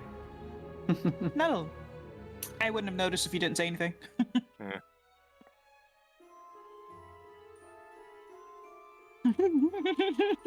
Wiley, Bon, either of you want to ask something? The golem is the final outcome of the ritual for the victim, save for Alessia, who was left normal as a distraction, and our friend who stopped the process early. Assumedly.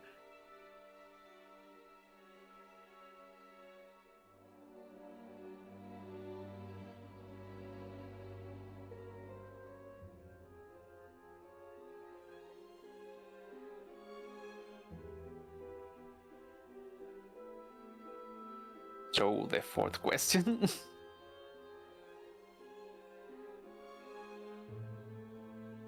If none of you want to ask anything, I can go ahead. Is there a way to save her without killing her? That's a solid question. Mm-hmm. Do you That's want the that to be your question? fourth? That's fine with me. I can't really think of anything. To Sam, do you clarify, want that to be the fourth? her is Alessia, right? I would assume. Alessia. Yes. Yes. Let's save the Mummy Lord. No. Yeah. Alright, but we'll go with, is there a way to save her without killing her? Or for her in this case, Specifying referring to Alessia. Alessia. That's fine. The one at the front entrance seemed innocent. I do not know if she can be saved.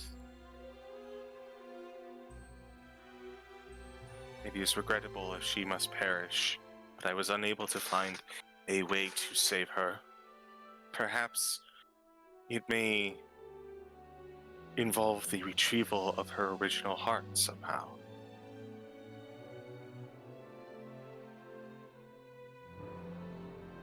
And she goes silent again. For a final question, I want to ask, is there anything you want us to tell your friends and family? Tell them, should you be unable to restore me, tell them that fate is neither cruel nor just. It simply is. I came to this place after discovering my name in a Canopic being. Discovered firsthand what fate had in store for me, sad as it was. If I cannot be restored, let me be a grim reminder. Cordia nods. As I shall endeavor to convey your last words. As the outline returns once more around the body, before eventually dimming and the corpse remains silent.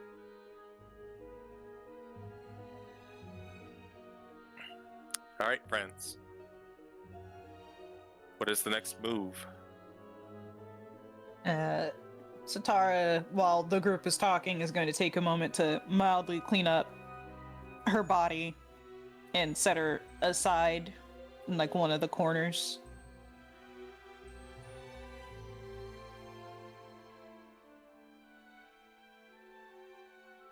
I wish to look again at Alicia's room for any clues. We have a path down, a path agree. south. Ideally, that would let us rework our steps once we meet the Dao room.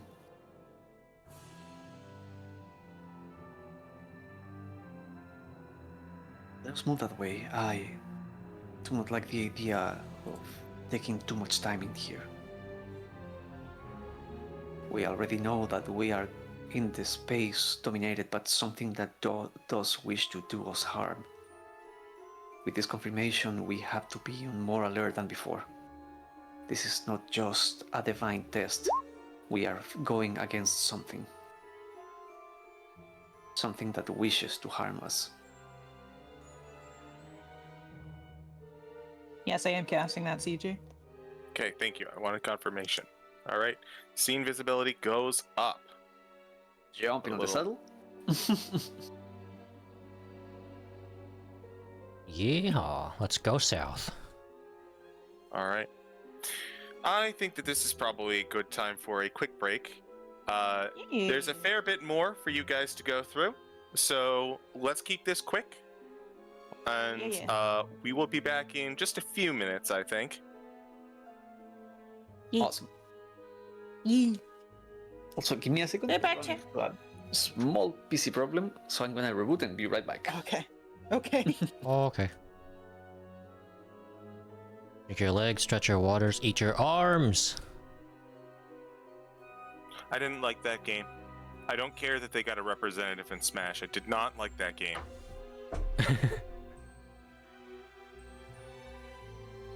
I mean, you're not supposed to eat games. Which so. game?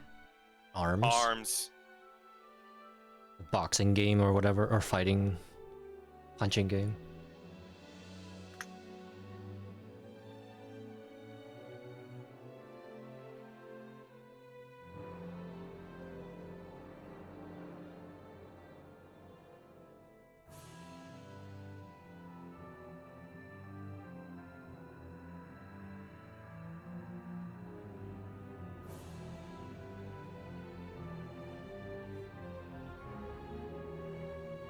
A friend of mine was playing the recent Shanty game. I didn't know that series also got a nod in Smash.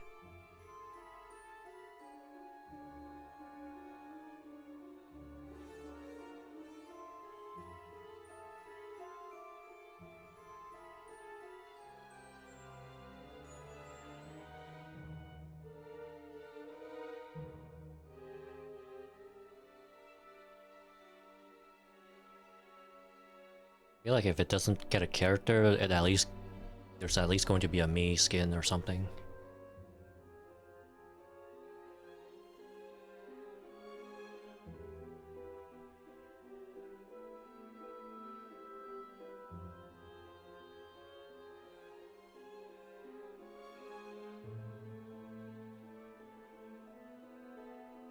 I suppose while we are on break. Amanda, thank you for the resub for 3 months. And Ruriken, thank you for the big streak. That thing that seems to be half broken on some channels. So having a big one is very impressive. I say as I keep losing streaks that I really shouldn't be. Yellow. I'm back. Hello back. I never left. I'm sorry. I'm sure it'll be fine.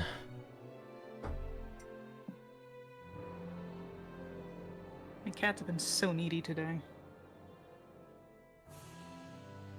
It won't be fine, I'll be right back. Oh no.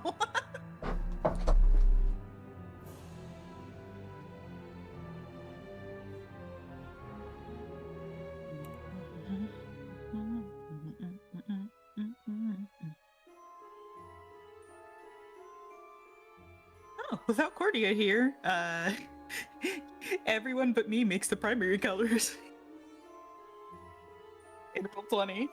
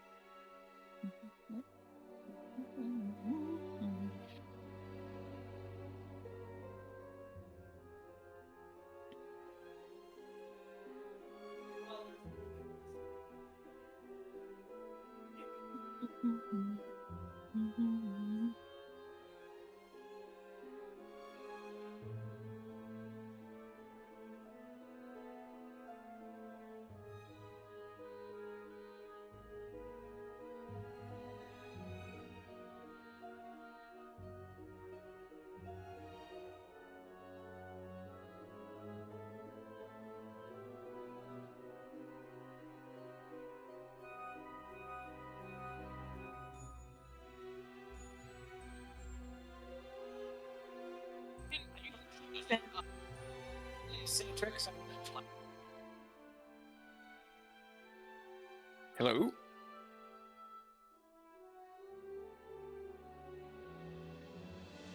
Hello. There you are. Ah, back. I am here. I'm just watching Tart stream. Playing Pete.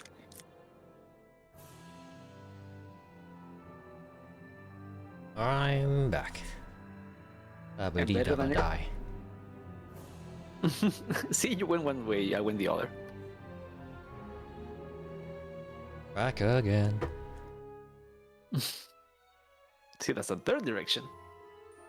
Speaking of, you and Tart came up in a convo between me and CG recently.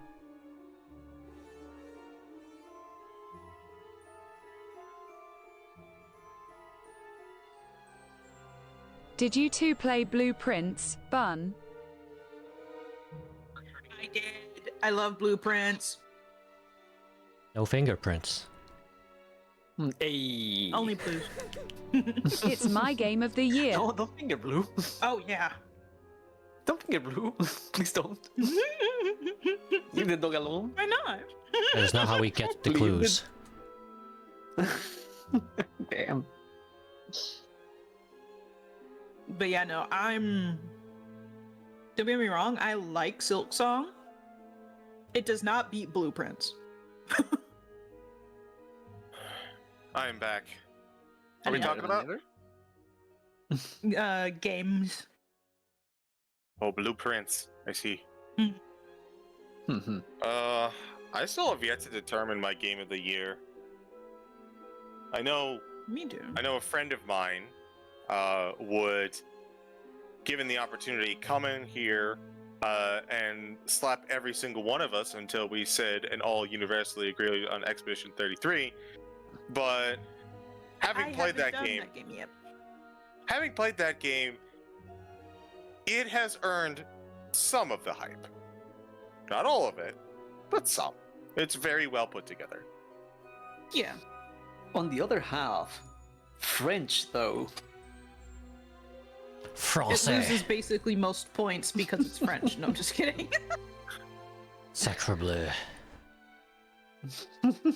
You know, Jessica, fuck did you just say? I just think Blueprints hit in a way that appeals directly to me. Yeah, I can see it. Mhm. I haven't played any of these games mentioned. Wiley, you'd love Blueprints. It would drive you crazy, though. People say I would love I- Hollow I Knight. broke the I game. disagree. Bun. I broke the game. Oh wait. What's up, Sam? Literally, I broke it. Oh, yeah. They want people to do that, which is the funny thing. They're like, No, "Please break our physically game." snapped it across the knee. No, as in I crashed it. Yeah, Ah. they want players to do that. They want people to find glitches and crashes and shit in their game. Not only to fix it, but for like speedrunning purposes. Do you want to know what I did? Yes.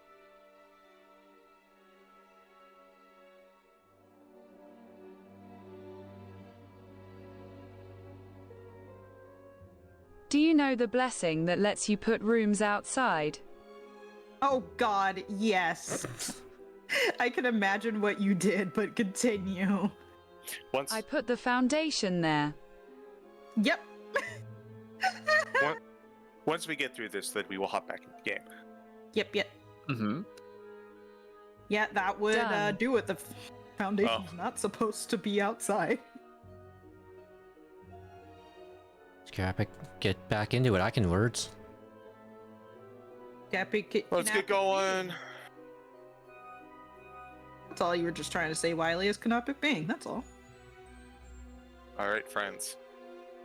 As we return to our game, you have all received a large amount of information in a short time. What is your plan? Go south. Yes, I believe we said we are going south.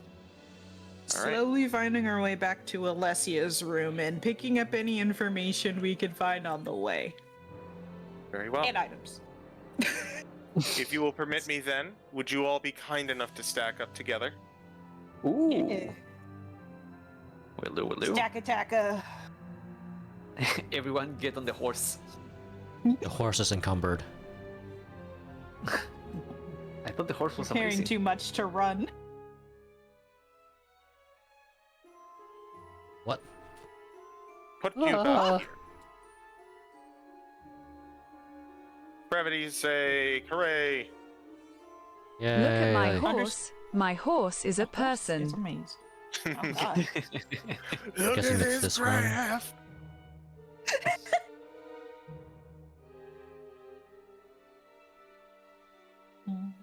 Making your way back to the room with the Tao, feeling that you have many answers, but still more questions, you circle back to the beginning.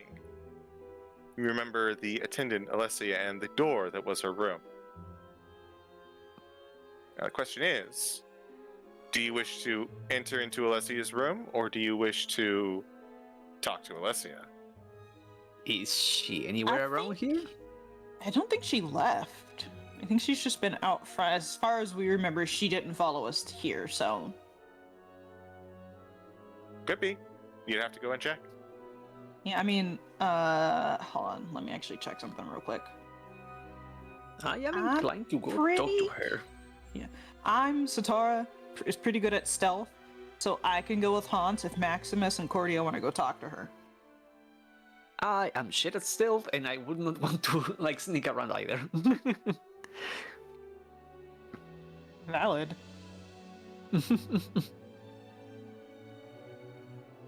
Yeah, Cordia's on the mindset of going to talk to her. If anything else, because if she's under any like distress because of this, she wants to help. I am wearing 30 different colors and look like a paint explosion. I am not good at stealth. Yeah, go ahead and go to at least go check to see if she's over. Well, in character, go check and see if she's still at her post, guys, before we do this. I think that would be a good idea. So we Cordia don't open the nods. door on her. Jackson And- Pollock, artistic ninja. No.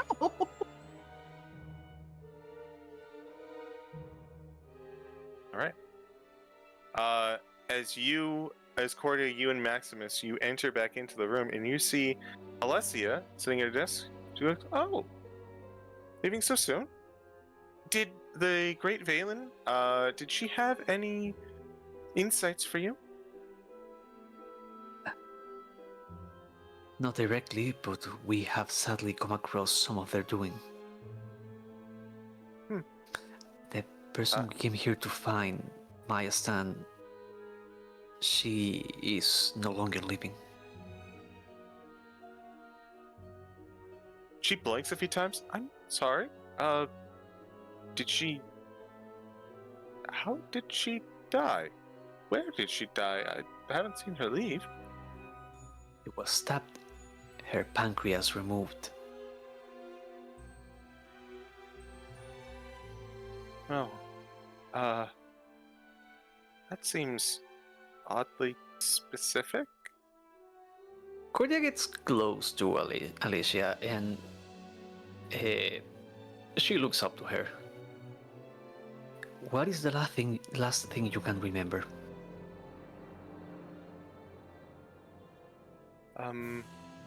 Well, I can remember you all coming in and then spending some time by myself, and then you returned roughly... How long has it been?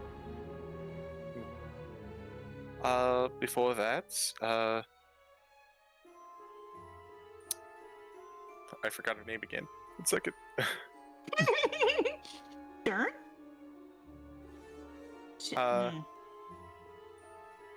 Maya Stan arrived Nice. some time ago. I believe it was one rest ago. I shouldn't say day. Time has no meaning in here. On that, there are a few other people who arrived. Valen said that they left through the other exits. So you have not seen anyone leave. I don't remember them leaving out the front door, no. When was the last time you What saw of those Valen? golems? The assistants that Valen created. What about them?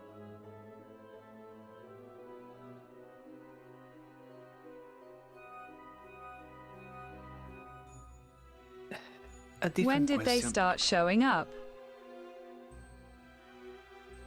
The first one appeared several years ago. I can't give an exact time frame. Again, it's a little too odd around here. Sorry, I will shut up. Go ahead. No, you're fine, you're fine. But what Cordia would say is, when was the last time you spoke with Valen? maybe a day ago. Have you noticed anything different since then? Should I have? Nothing more than usual. These are very strange questions. May I ask what the point of them is? That we are in a very strange circumstance right now. If I may ask something of you, could you try to feel your chest? The center. Perhaps a little bit to the left. She very quizzically takes her hand out and she places her hand on her chest. Should I notice something? I don't know. Maybe. I believe your heart was removed. I'm sorry? If I may, Break her brain. Yeah, go ahead, Sen.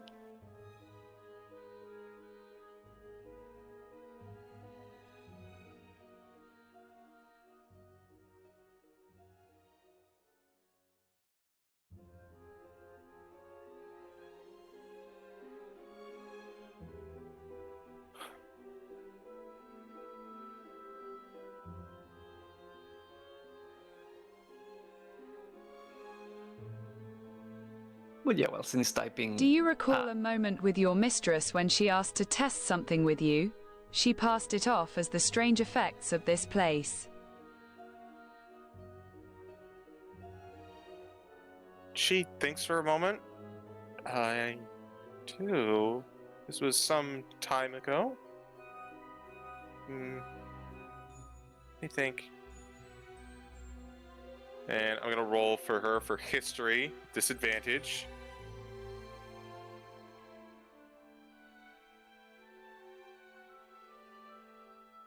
Oh wow! Good on you with the double 18.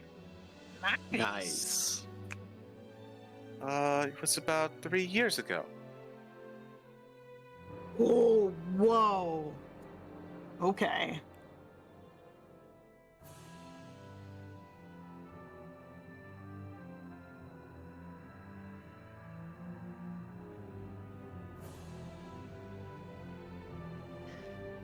At this, all of this, Cordia, if you allow me to do an insight to see what her reaction is being to this information.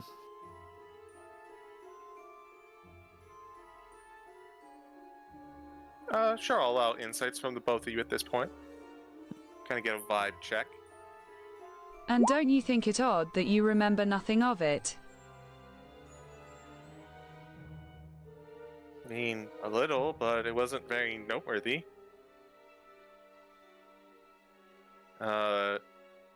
So insight from Cordia, that's a 26. 26. Yay.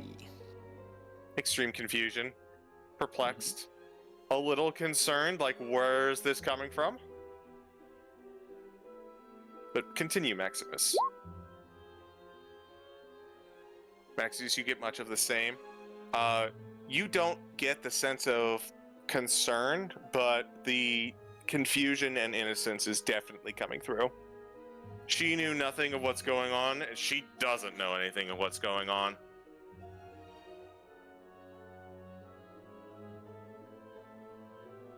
At first glance, it appeared like nothing.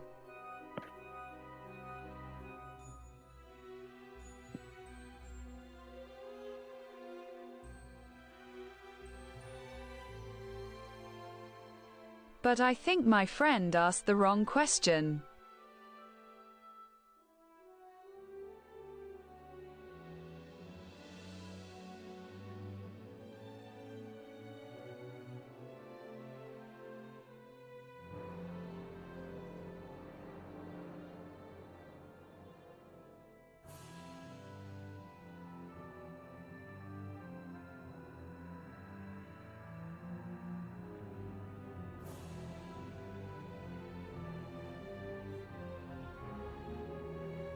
Go ahead, Wiley. That's all you, buddy. You said that happened about 3 years ago. Did your mistress's demeanor change at all around that time? Didn't you say that was about the same time the golems showed up? I didn't say that that was about the time the golems showed up. I said that they've been around occasionally, but it was hard for me to determine exactly when. Her demeanor has been isolationist for a very long time. I haven't had a lot of opportunity to directly interact with her, but she's always been very forthcoming. One of her station is noted in being eccentric, and she requests that I keep my distance if possible, but she does check on me, and she makes sure that my needs are kept.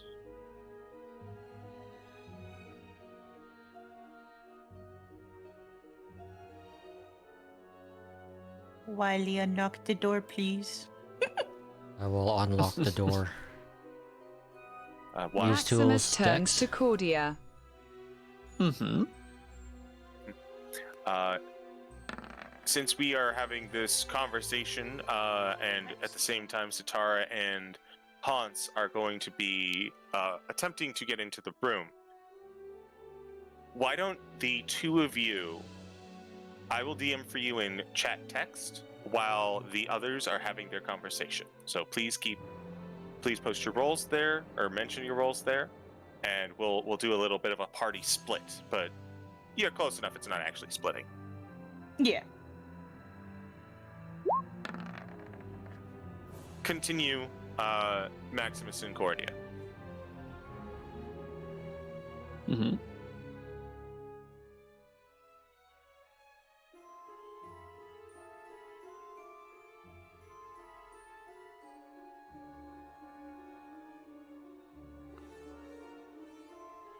Wait for a bit, as sent types. Mm-hmm.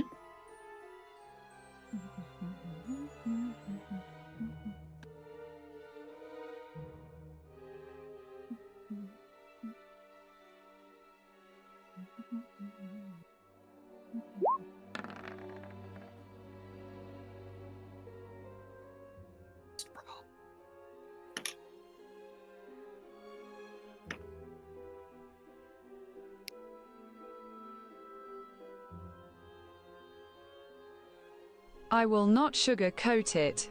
I think that your mistress has started a ritual that she has involved you in. I know you know nothing of me, but I implore you to trust me. Certainly something must have made strange to you. Dark ritual? You're asking quite a lot of me at this point. Cordia takes What out the do you- book, What do you base this on? and Cordia shows the book. All right. As she begins to, She's not handing the book over, by the way. Like, she is holding the book. understood. Which may have Alicia have to bend a little bit, like, to read it, but right now there is uncertainty in the air, so she's not letting go of the book that easy.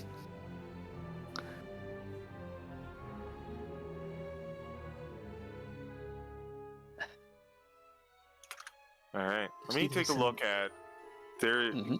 Continue with your role play while I look up something. You see, there is an annotation here of Semru, the author of the book, handing it over to Valen, your master. The book is all about creation of a mummy lord, and as we have come to learn, the different people who have been written as owners have been driven here,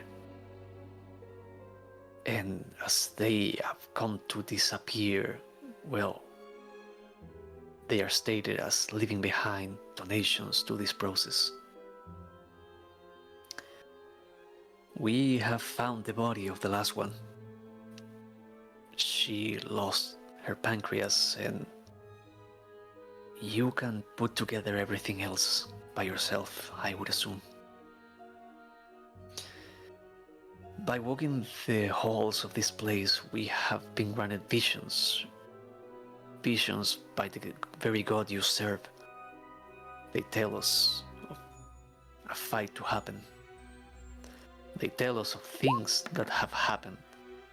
They tell us about things that were done to you. The remove of your heart, the replacement of it. And the intention of you to be used as a distraction for us. So here we are, standing in front of you. You have anything to say to that? We are all ears. If you have no idea, then we are here to help.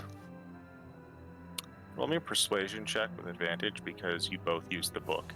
So I want a persuasion from the both of you. Will do. All right.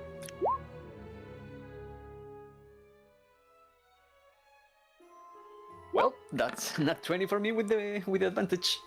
Heck! Let's go, Clary! The 21.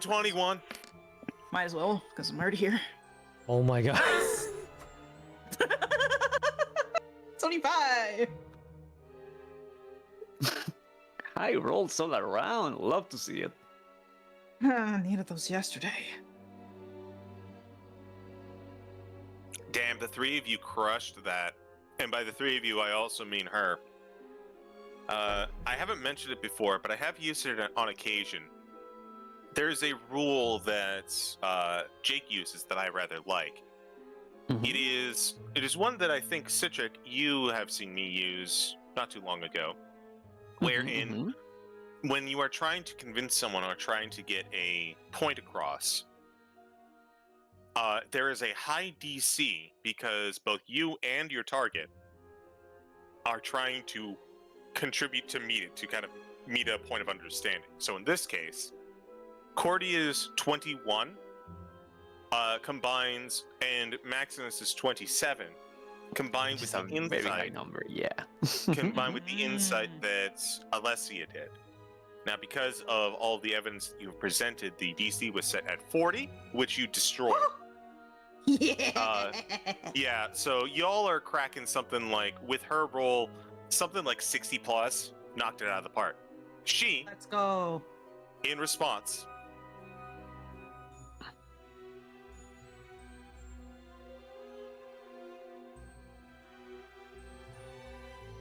promptly faints.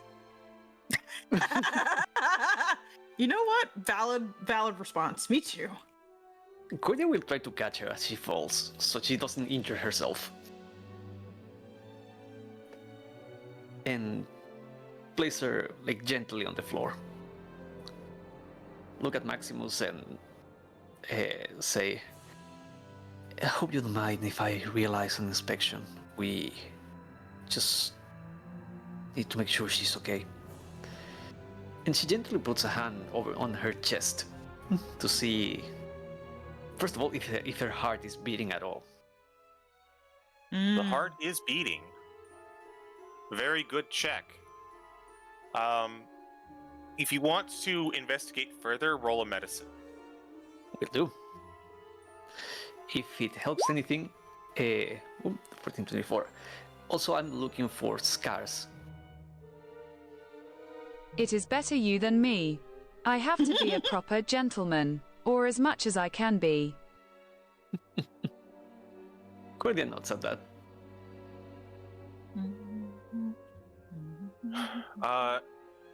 Okay. So a 14.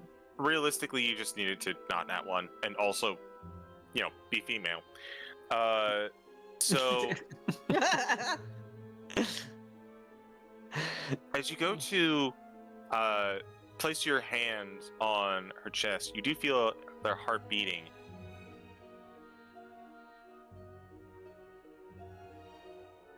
As you kind of remove the clothing, she's wearing a robe, so it's not easy. Basically, you wind up stretching the neck down exceptionally far, just enough so it's starting to overlap. And you press your hand to her bare skin, and sure enough, as you press it, you see this almost necrotic like imprints as you press down on it, but as you relieve it, it returns to normal. Hmm.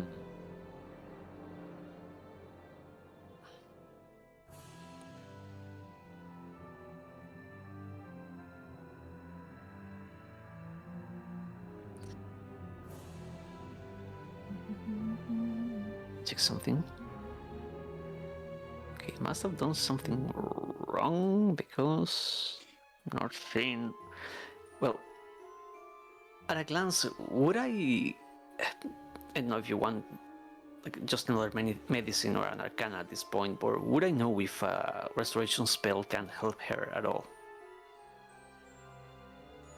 I would say, given the nature of what you know of this magic, this is probably beyond what traditional cleric spells would be capable of. You would probably need to find out more about this ritual more directly.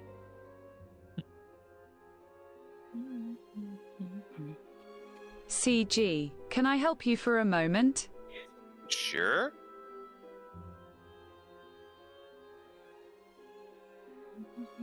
Also, there it is. I was looking at my sheet as why the fuck don't I have a greater restoration? Like I was looking everywhere, not seeing it, and it's like there it is. I have it.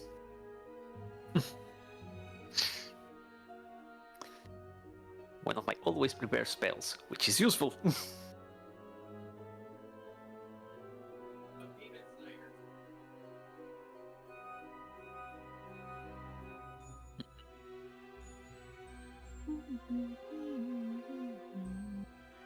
You will allow me though.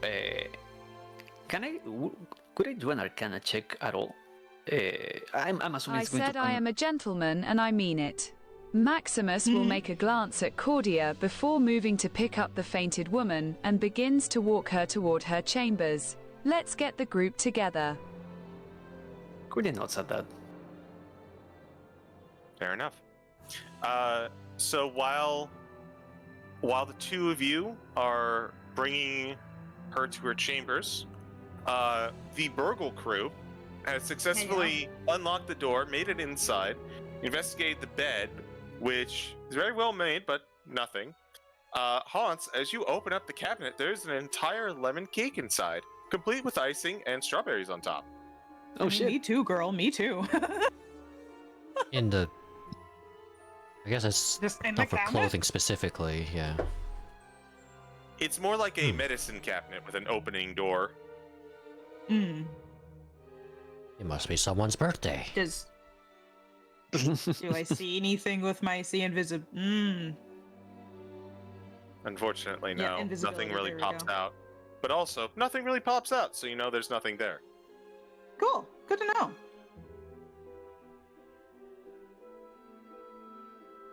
It was. I did not mean to click that. It was screen, cabinet, desk. Mm-hmm. Desk. Desk is very sparse. There's very little to it. As you look inside, you see clothes, even more clothes, and a few prayer scripts. Sitara will read those. That's purely curiosity. Curiosity, yeah, that's the whole word. They appear to be primarily mantra to Savras. You do notice that there's a couple handwriting, like little notes, just like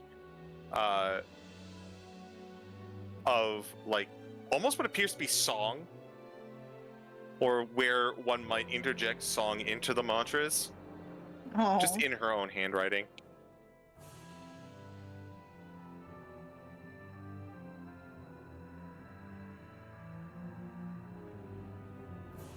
Okay. But as you guys basically make your way through the room, you hear footsteps, and instinctively you kind of go to the wall, but soon after you see the two other party members carrying the woman together. What happened? He As- fainted, sadly.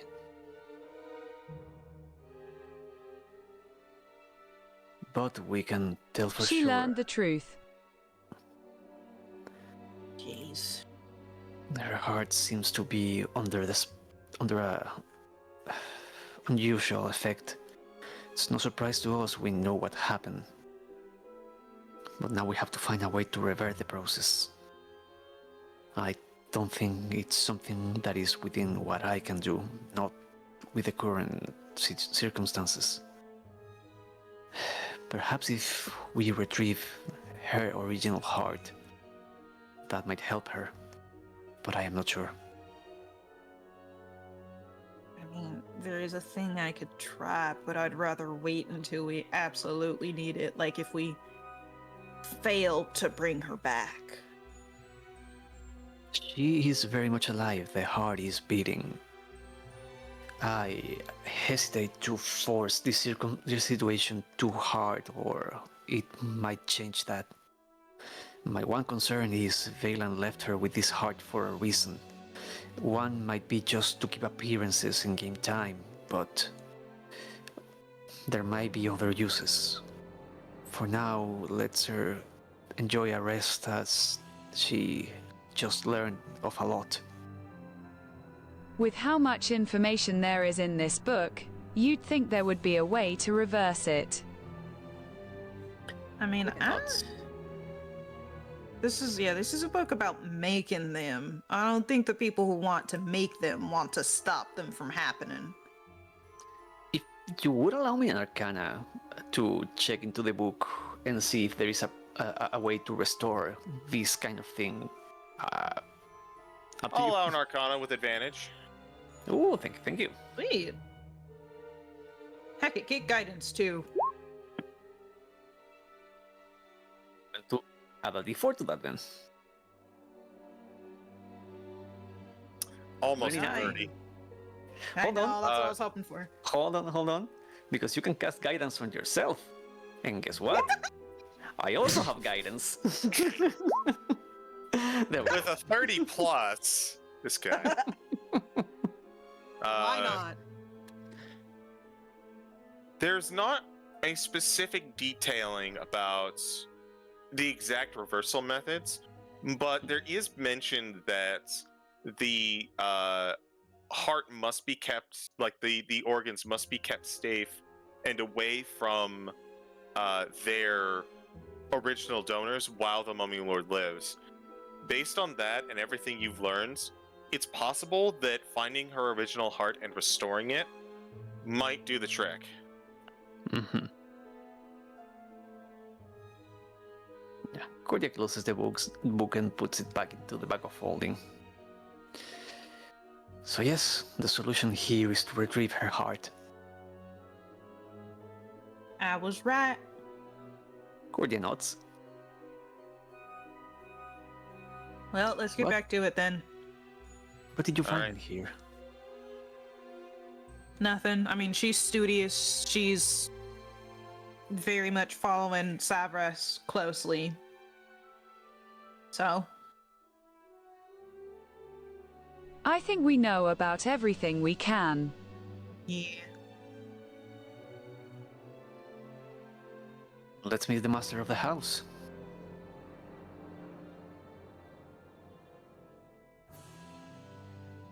Very well. Yeah. For the sake of brevity,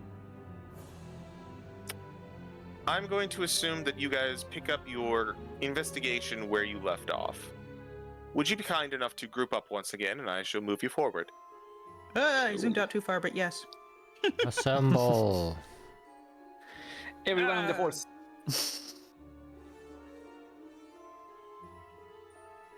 The horse is From encumbered. very zoomed out. From very zoomed out, Sitara's token looks like a tiger because of just the white and the dark lines.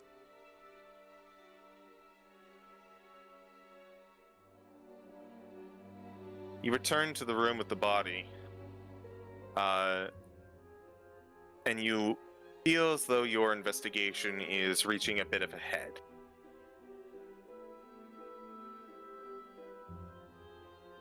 Where would you Yeah, like to well- go? We know going south leads back. Out of curiosity, could we get a visual of the middle path if we took that one? Yeah. Sure, I'll just open it up for you. Because you are correct in that if you head south, you will find a corridor that leads to the left side of the temple. Yeah. So we have northwest or north? Northwest probably wraps back into the golem room. Not immediately, but eventually. I would assume north is Here. where Valen is.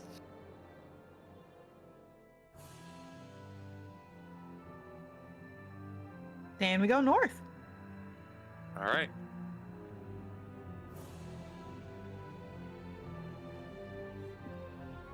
As you make your way into the northern corridor, you see that it turns, and there is a door.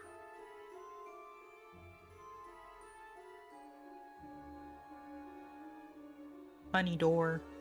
It is a funny door. I inspect the door. Investigation. Will do. Investigation.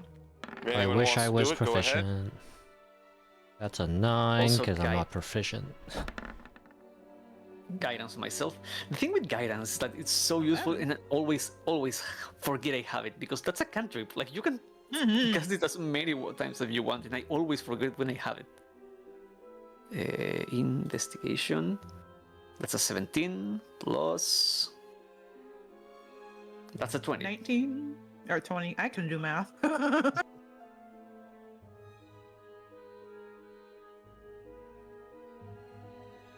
All right. Is this just the door, sir? So, Honse, the first thing that you learn is that this door is locked. Not just locked, magically sealed. The second thing that you learn comes from Cordia, who spots a glyph of warding on it.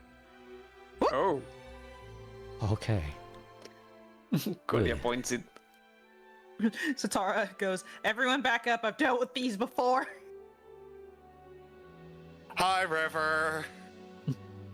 I may or may not have almost instantly downed Neffy with a glyph of warding during Candlekeep deconstruction. Oh no. Not just that, my last one too. Would have killed us off. We didn't notice it. But you get the sense that this is something being protected. Very relevant, but not exactly where the master of the house might lie. Mm-hmm. With an arcana, could I get an idea of how strong is the wording? Powerful. Hmm. How many of those do I have? I only have 2. The thing is that I do have Dispel Magic, but the highest I can cast is Yeah. 7. I can only do 5th. The thing is that if we have a fight later, like 7 is my highest. Yeah, Yeah, it's the highest 5th lot. is my highest. A fight, you say? What could possibly inspire that? Flashback to the 2 visions that you had. What could possibly inspire that? What could possibly inspire that? While you guys are figuring if we want to go this way, I'm gonna go back and check the other path just in case.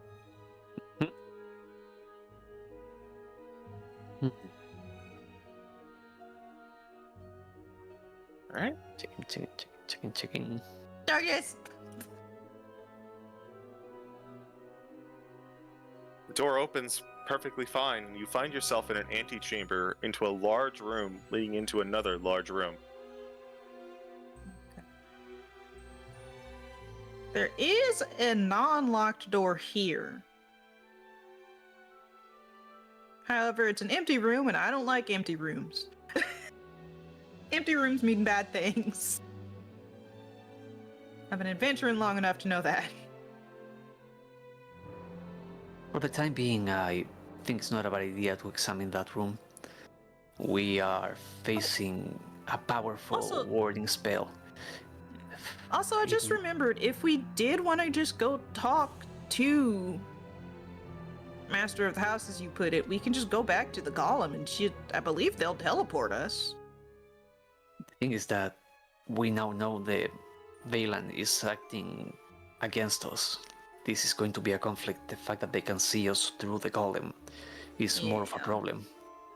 But I don't know if we have a path in without that. It could be another demi-plane is what they called it? It could be a trap. I would rather avoid it, yes. Well, I'm just saying we should remember that, but also I am fine with continuing to look here. Yeah, Cordia gets beside you and pats you on the leg. We would be fine. I'm glad Cordia noticed without me saying anything. Sitara has been rather serious and tense ever since we found the dead body. And that's not usual of her, so she will go into room. All right. See if anything happens. It's a nice looking antechamber. There's a door to your right and a door to your left. Based on the Yes. layout of this place, you can assume that left connects to that one door from way long ago. But you do notice that the doors to your right have rather intricate eyes upon them.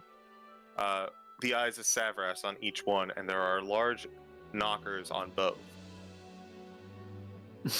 Got some huge ass knockers in this house, chat. Thank you. I was biting my tongue. Damn, that door has knockers.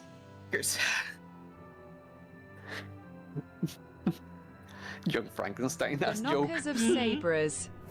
But as you approach the door, you hear a voice from inside say, "Enter." Does that sound like Valen? 100%. Yeah. Also, last joke. Just the door says my eyes are up here. Nice. Hoops, before we go in, I'm going to Maximus. Sitara is just going to touch your arm. Let me see, find it in my abilities. I have so many. Hold on. There we go. Vigilance blessing, so advantage on your next initiative roll. Although I believe we actually have that already, so I might not need to even use it. Yeah, your weapon of warning. You're so right.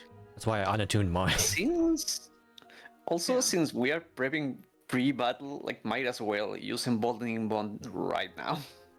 True. Yeah, my lightsaber's out. Not. Emboldening Bond. Once again, Cordia mutters a prayer, and all of you feel that strengthened by companionship. Like, we got this, basically.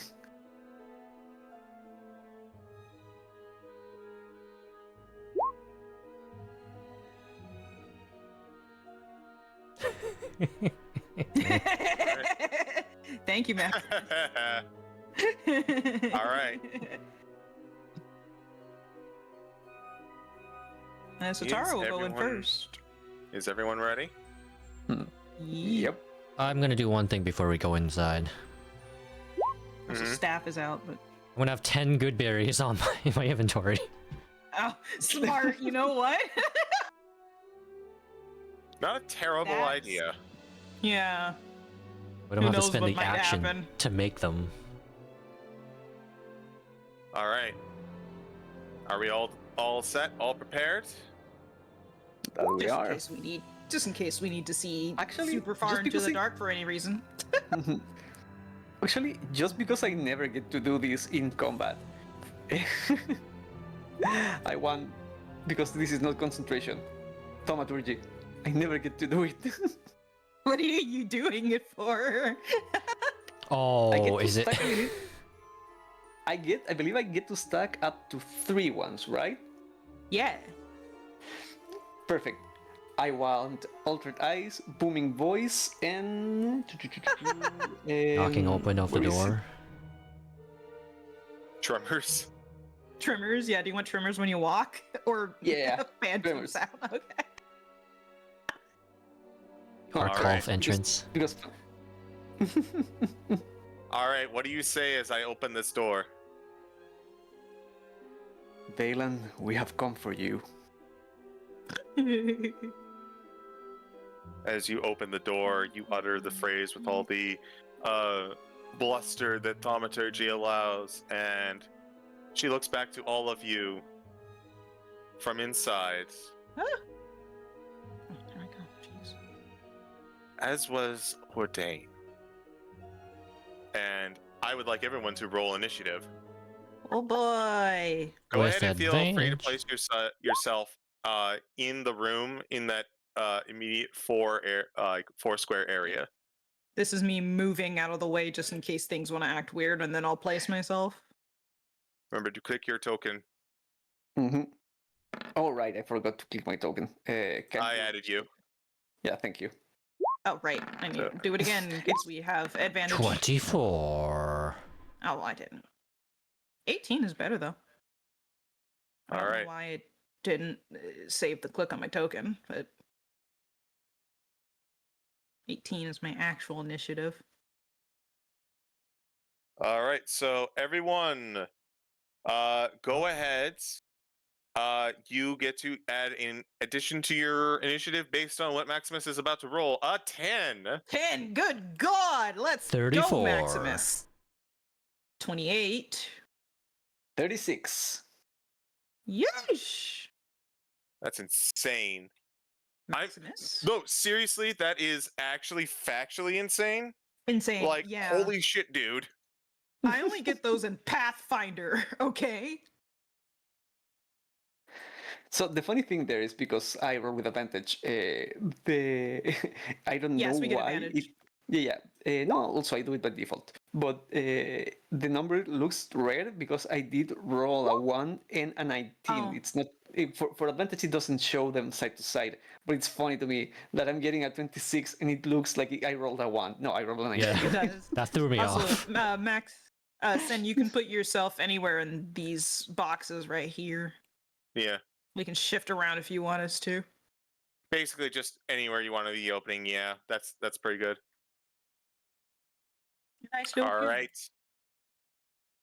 In that case, let's go ahead and get How some big is music this going. Where is my favorite for this? 35. Oh, Okay. there we go. How dark is this room? Cordia, you're up. Alrighty. Minus Maximus. Let me see. I need to measure a couple things. This is 10. This is 15. Perfect. Then Cordia will jump right ahead. Oh, I have what? Oh yeah, that's my token. I get. Yeah. 20 feet of movement. Cordia will like step forward, moving past Sitara. Like the moment they enter again, like she's ready for this fight and looks at Valen, completely ignoring the two golems, and looks up to the. By the way, how does Valen look? Currently, they are floating in the air. You notice that this area, much like the one that you encountered earlier, has this low gravitational field to it. Had you not passed through that area earlier, you might find yourself disoriented by it, but because you were exposed to it earlier, it is second nature now. Surrounded by flickering lights, you see Valen almost a head perfectly fine, like the one you saw in the vision, but the rest of her body giving off this horrid, rancid odor and smell, more akin to what she really is. But she looks at you calmly.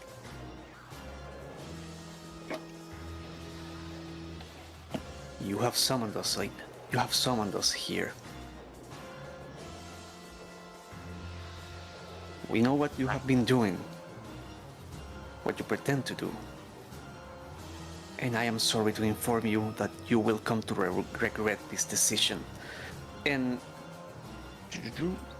Cordia immediately takes out the gun, and again, because thaumaturgy, this time the eyes are not just open as her usual, like lower eyelids, but they are glowing red. Her voice not louder than usual, but a weird, like ghostly echo behind every word, as the floor trembles with every step. She takes out the gun, aims it high, and once again she's casting. Oh wait,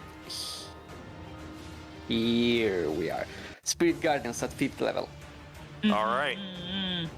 I assume radiant damage. Yes. All right. The Valen makes this with advantage. That's a 19 on the die. Jeez. Yeah. The golem doesn't have to roll. Oh, Oh, that makes sense, actually. Roll damage, please. will do. At 5th level, I believe. Again, disease. 3d8 and 1 per level. Yeah, 58. Did this last time? I don't know. I'm not remembering. That is 16. I'll roll.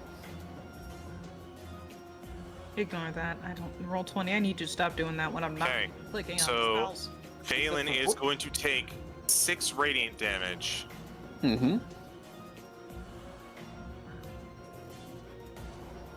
As she looks back at you. That is your role, as is mine, as deemed by Savras, who sees into the far future. But I don't see that future anymore. I see a different one, from a different god. Is that your turn? Cordia just holds her gaze intensely, and yeah, that's my turn. Honse. See this, see that, why don't you see the sun? As he flash steps behind and stabs with the sun. Everything personnel, kid. Yeah. Unleash the power of the sun! Ah! Walking God, personnel, why is kid. this text is tiny? I have advantage, I'm going full sneak damage. I think it was this one? Can't read.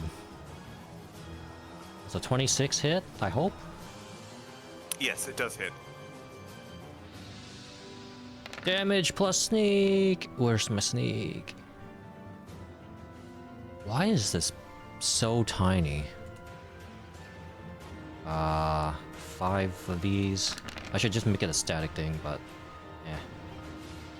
I've been trying to, but roll 20's been real mean. Hang on, that's a lot of math. 36 damage total. There you go.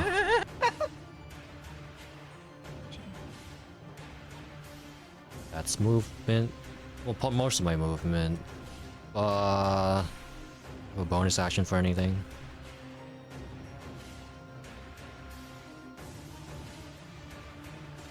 Hmm? Let me look. I don't think Check your bonus die. I didn't have any bonus actions I could just spend. So I believe. Oh, I guess. I'll give Maximus inspiration. Return These for ping-pong last inspirations times. between each other.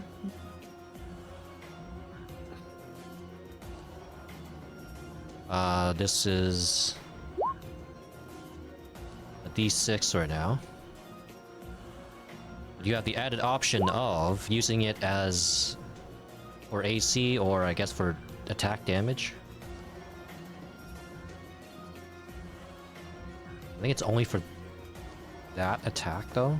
Only for the that one attack if you use it defensively. But yeah, that'll be my turn.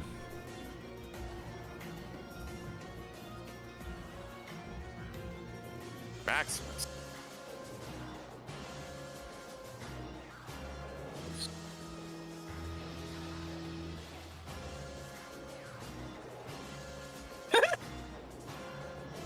Meow. New.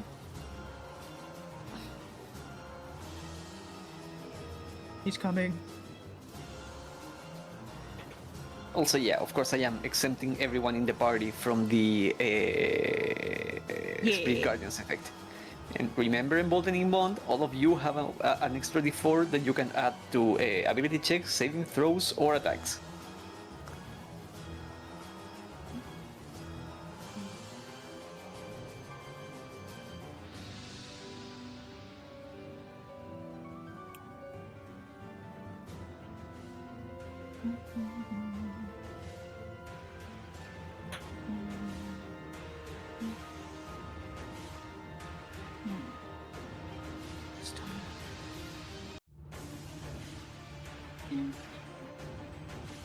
As the Mummy Lord floats in place, Maximus charges before vaulting over Cordia to grab at the enemy. I doubt you saw this coming. Hey. Punch and grab. Okay, punch and grab. Also, CG, after this, we need to make a correction in initiative. Oh, My number is wrong. what should be? 28. Oh, you were right. It's fine. We'll do mine after this, and then it'll be correct next round. Understood. A 19 will hit.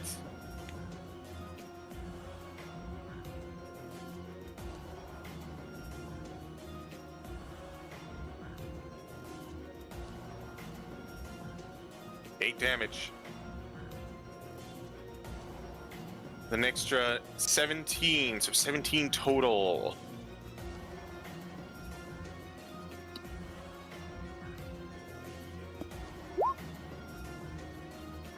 All right. They are going to roll. Not terrible, but probably not going to pass. Oh, wow. Okay. That is a 17 total on the grapple, so I'm going to need an athletics or a dex from you, whichever you prefer. Or acrobatics, I should say. 23, you grab her. Yoinked.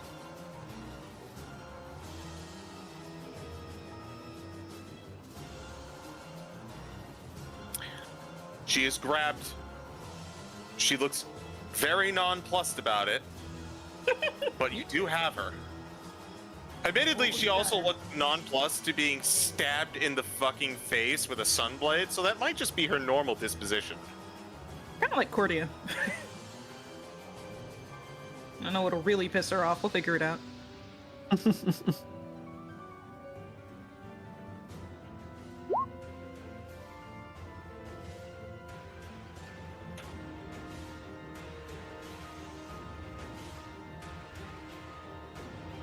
Bonus action on arm strike. Fucker grab her and start punching her in the face.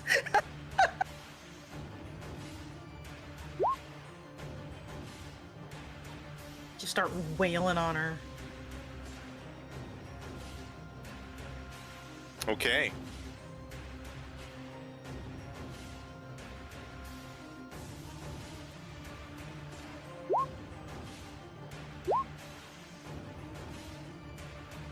Shove.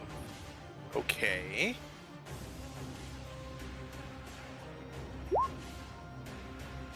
Oh, okay. I see what's going on here. Understood, yes.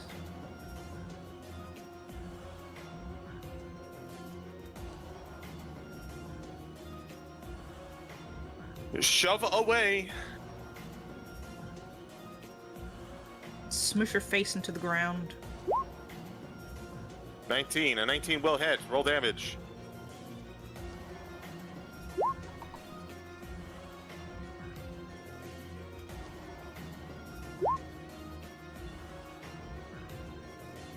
Total of 13.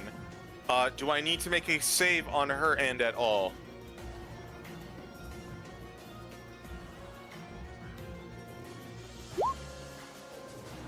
Okay. Tell me the DC, I will tell you what she rolls.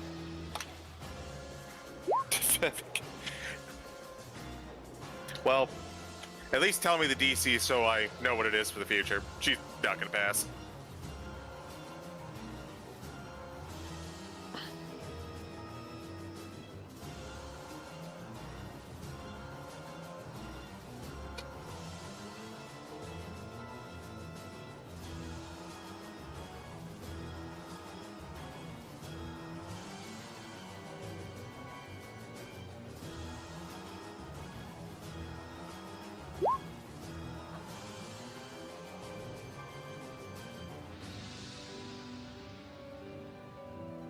Yeah, she is definitely prone. As you shove her forward toward the floor, still slightly in the air, but definitely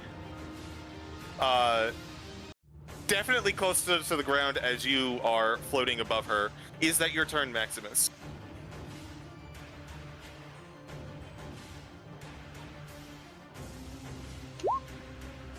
All right. Up next is Valen. Valen No, it's me, is- remember? 28. What now? What now? I was supposed to be on 28 initiative, remember? Yes. We're going to go through the full round, and then I'm going to put you Okay. where you need to be. Okay. Just because we would have already passed your turn. Mm.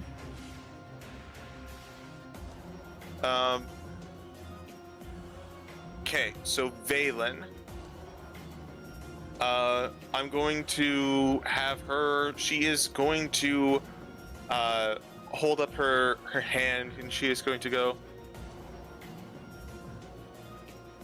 Savras never foresaw me becoming what I am. However, his visions are flawed. I've seen your arrival with the sight granted by my new god, Merkel.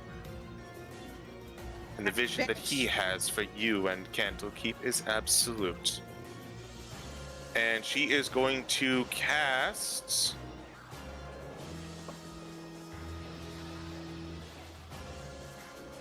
Fifth level, Oh. Hold Person. On whomst?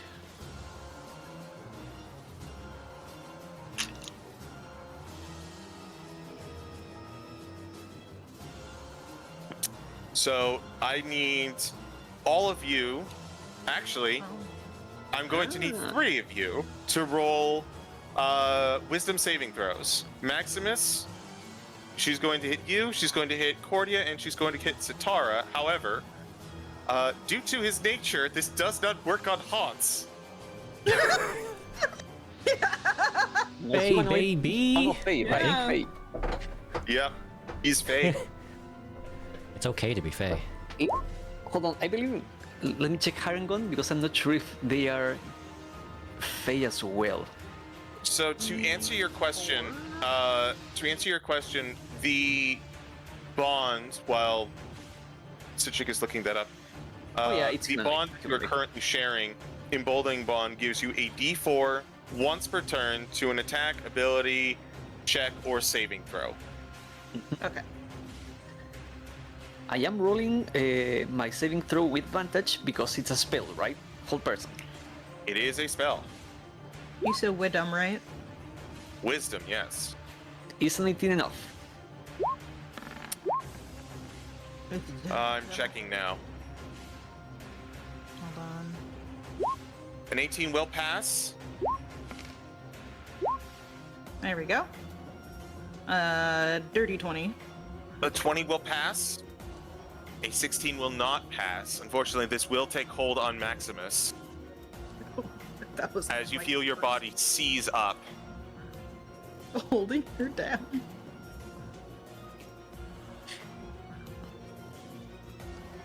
That is, however, her turn as she is knocked prone. Hold on. She's going to use. Now she has to. Oh, sorry. Go ahead. Now that you are paralyzed, she is going to use her ability to get up. However, she is a smart cookie, and she knows that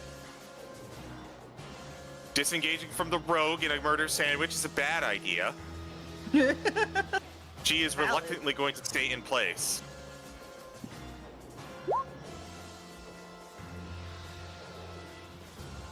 Well, Is that turn? no, you're holding on that. I'm going to see what Maximus has first, but otherwise that would be turn, and she will make that wisdom save. Yeah. Aren't you holding her? Well, it doesn't matter because yeah, you're no, paralyzed. I You can get out of it. I know thought you're we're- still grappling. Yeah. Because hold person, I don't know if it breaks the grapple. Well, you shoved her down, right? He grappled and then shoved and punched, but he didn't end the grapple? That's confusing. I'm sorry. So, like, you have them in a grapple and then you shove them away? No, shoved her. No, Okay, shove so... them down.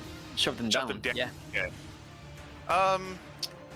Based on the logistics of this, I'm gonna say that she can't move anyways, but she'll probably be able to break out of the grapple next time she gets a chance at it. So she is in the same spot while held by Maximus.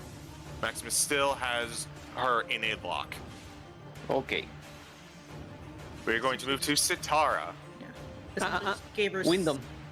I already made the roll. That is a End of the turn? is a 20. So I just need damage. Okay. 5d8. That's 18.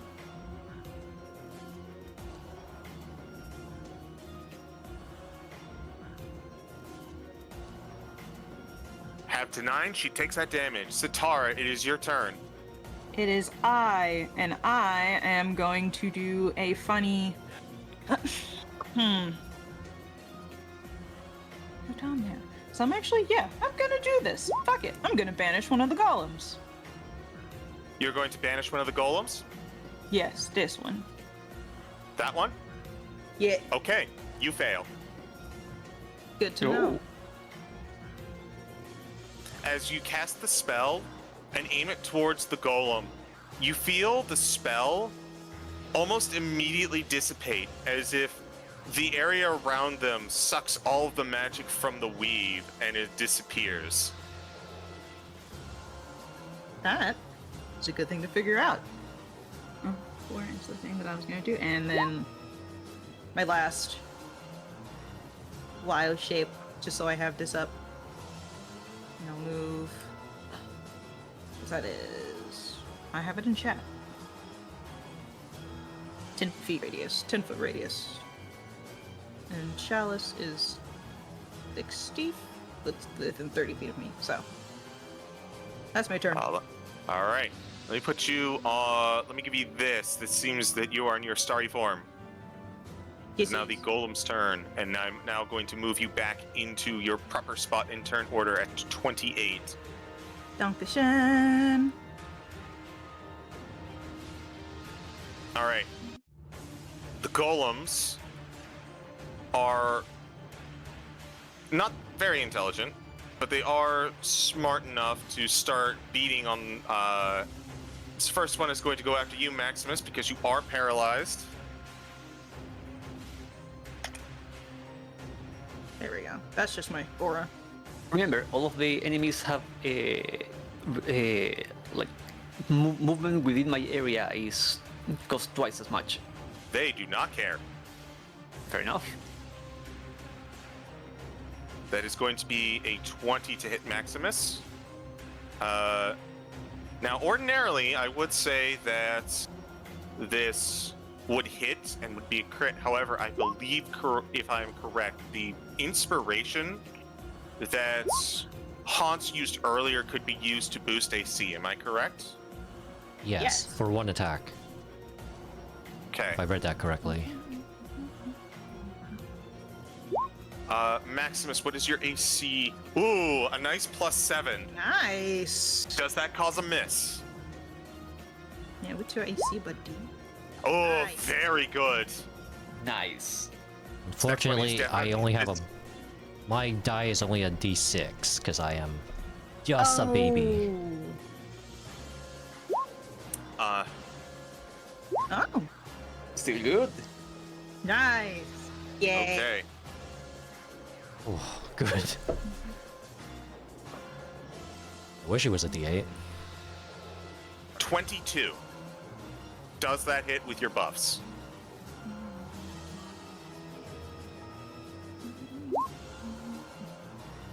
You are very lucky, Mr. Paralyzed Man.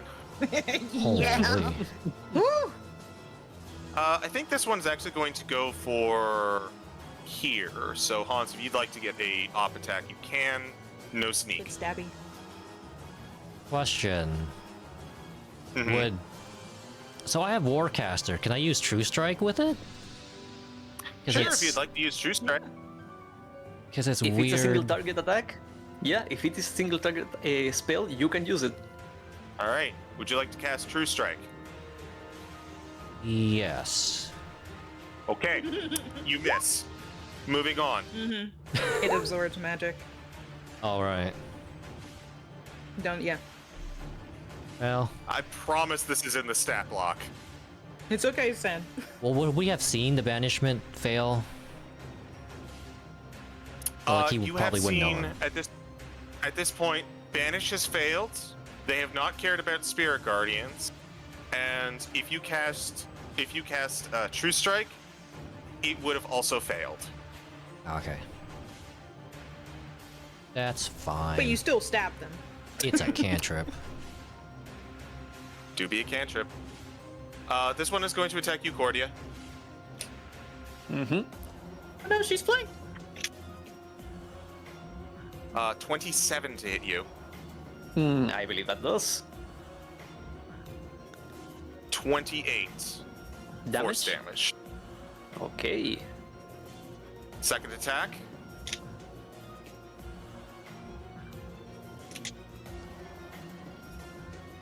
Another 22. To hit. Hit.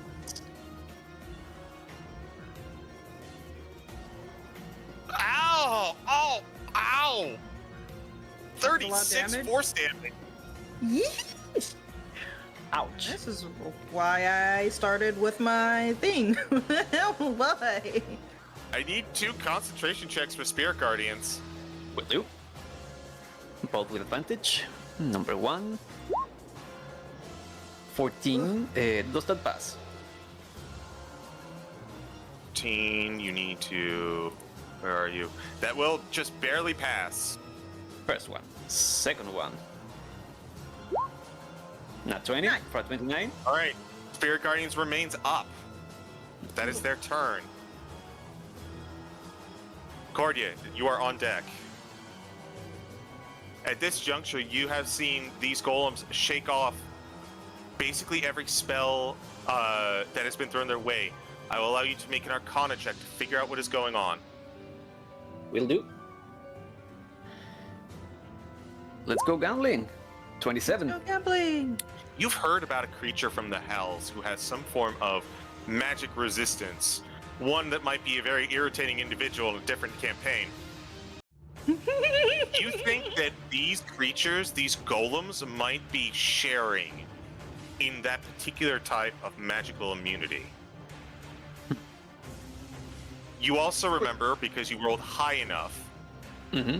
that there is a weakness in this magical immunity. What that is, I'm not going to share. That may require another successful Arcana check from someone else. Mm-hmm. Looking at the situation, still not breaking eye contact with Valen, Cordia would say out loud, the things we're fighting, they are immune to magic. They have a weakness. Bit busy right now to figure it out. And after saying that, where is it? Oh, why do I close this? First of all, what Cordia would do is rabbit hop. I Yeah, get valid. up to 25. No, this is gonna be funny because I do get up to 25 feet of movement, which Cordia is going to use to jump all the way to this corner here, which without provoking an opportunity attack. Doing so, it's going to put everyone else away from my emanation, And taking that jump, the Cordia will put both of her feet in the wall and jump back in. Okay. Springing off the walls like a fucking rabid animal. The thing is that because they are entering the emanation again, Wyndham saves. All right. Smart. Balin. 16. That is a... Come on.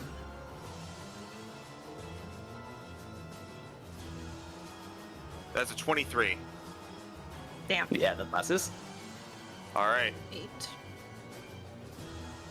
So 16, so 8.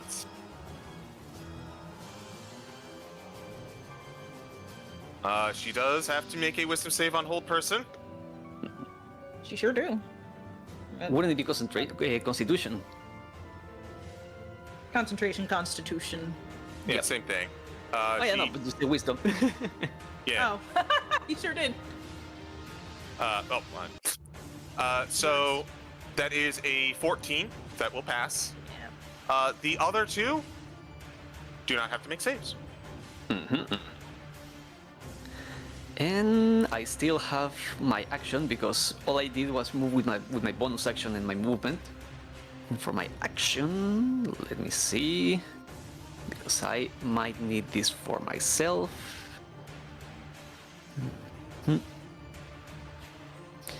Yeah, I am casting Cure Wounds on myself at 4th level.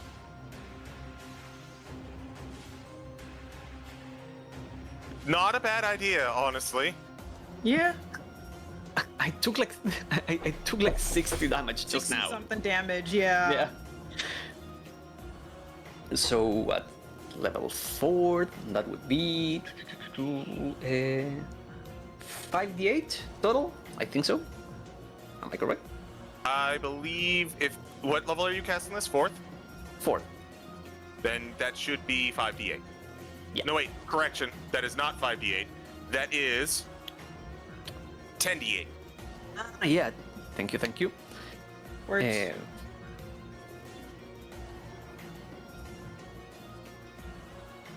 10d8.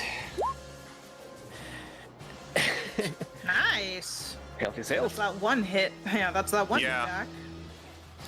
Also, it's the best thing I can do right now because, like, I'm a caster. I have nothing to hit the golems. So, and this I thing, think it's yeah, only when I cast a healing spell. Hold on. yeah, it's for you or another creature within. Another No, creature within 30. No, yeah. Well, no, it says whenever you cast a spell using a spell slot to restore H hit points. There it is. Okay. all right. Would be cool if it was others, though. God, a fucking party with 2 Twilight clerics. Yeah. A Twilight cleric and a Stars druid would be disgusting. But Is that your turn, Cordia? yeah, she just murders that out, bounces to the wall, jumps back in, and as she's flying, you see her hear herself and back into position. All right. Honse, it is your turn. He looks at the golems. And then back to Valen. Murder stab. 21. 21. Let's go. Roll damage that with hit? sneak. Alright. Full sneak. Where Nice. 6 by losing 4. where it Nice. is. I'm gonna break that concentration. That's not as good, but it's still damage. Well, I can guarantee you that concentration is broken as you come in, stabbing Valen in the chest, and she's the Sunblade causing my demise, as Savraz said, but not Merkel. And Valen There it is is. down. However, the 2 eyes that she had in her skull become flame and ethereal and journey on over to the 2 golems on the right There it side.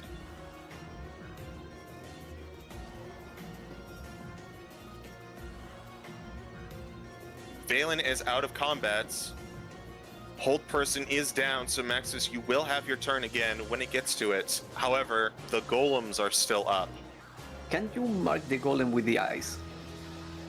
Both of them. Each one has an eye. Ah, I got it. They're both Triclopses You also now. happen to notice that each of them, upon getting a closer look, especially because they are sandwiching you, you see that the golems have this glassy feature to them, but each one contains an organ. Mm-hmm. The left eye on the one to the left of you, and the one on the right has kidneys. Mm-hmm. Oh, sweet. Good for you. Is that your turn, Honse? He's gonna move here to give flanking, or get flanking, rather. Murder Sandwich. As promised, because you are a spellcaster, if you would like to roll an Arcana check to help figure out what is going on with these golems, you may. I will try. Ha! Not advantage. That's a 10.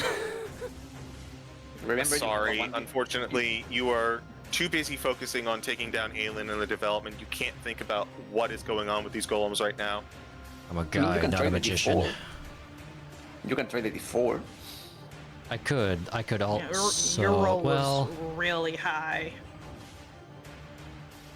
I think I'll save it. In case Fair enough. for some reason I need a saving Saving throw. throw.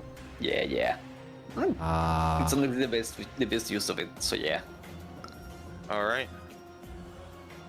enter. We move on to Sitara, who is her proper place in the turn order now. Yellow. I'm going to hold on. 30. Going to move 10, 15, 20, 25. Come on, roll 20. 30. Good God. And I'm going to grab the heart out of her body. As you go and you reach into her body, there is no heart inside. Oh. Just Not double good. checking, making sure she didn't put it in there. Remember where her heart currently right. resides. Is in a jar. Sorry. No, No, sorry. Alyssa's heart is in a jar. Her heart is in Alyssa. correct. I'm just thinking about Alyssa's heart right now. That's all. Would you say that would have taken an action or no? I just want. No, that'd be a freebie. Okay, thank you. That also means Wyrmst is Wyrmst. my Wyrmst.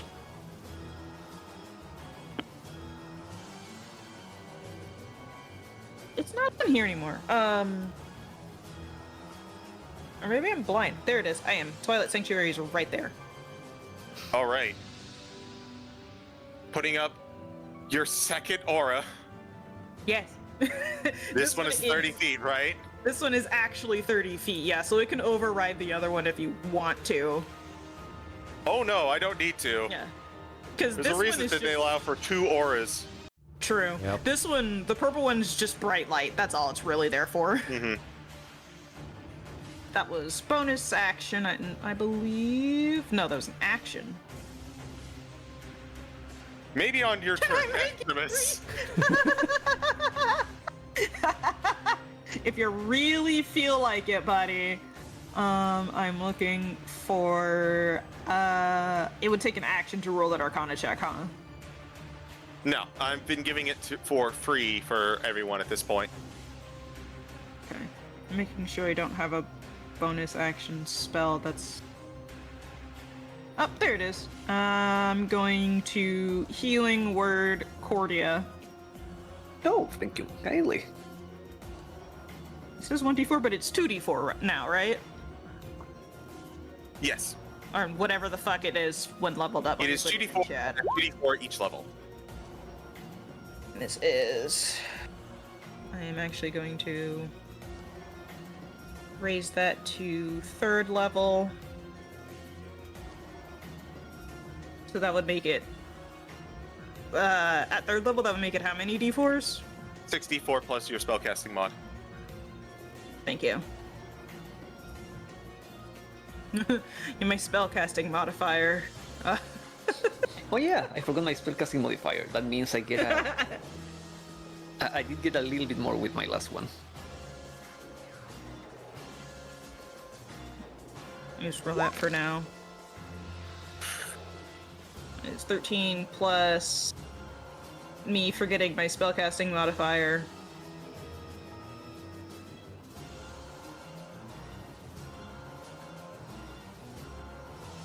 Hey, please. Sorry, it's running real slow. 5. Yeah, There we you're go. real slow on my end too. So 18 total. Oh, plus the D8. Right.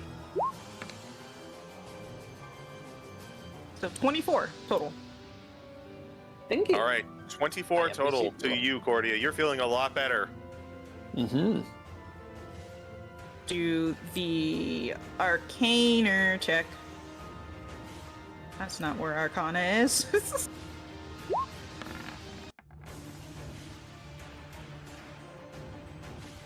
Something about the spells that have been being cast, the fact that they have been targeted means that they have So been 19. being eaten up.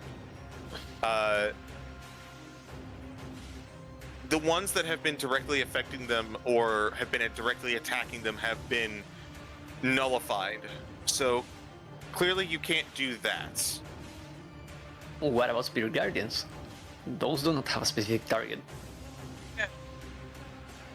I never said that they weren't taking damage. I just said they didn't have to roll. They weren't they didn't have to roll, so they were automatically saving. They assumedly automatically saved against banishment, so anything assumedly that they have to make a save for. So far, anyways. Is that your turn, Sitara? Yeah, that's my turn. Also, that means I need to roll for Twilight Sanctuary. D6 plus my cleric level.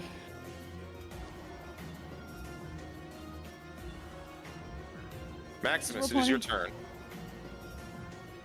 I forget if I said that. I don't think you did. Why is that -10?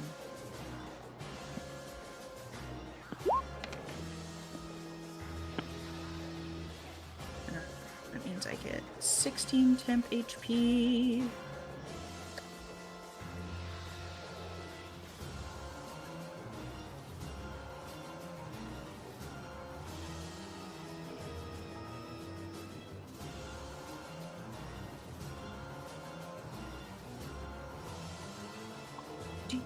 Stay.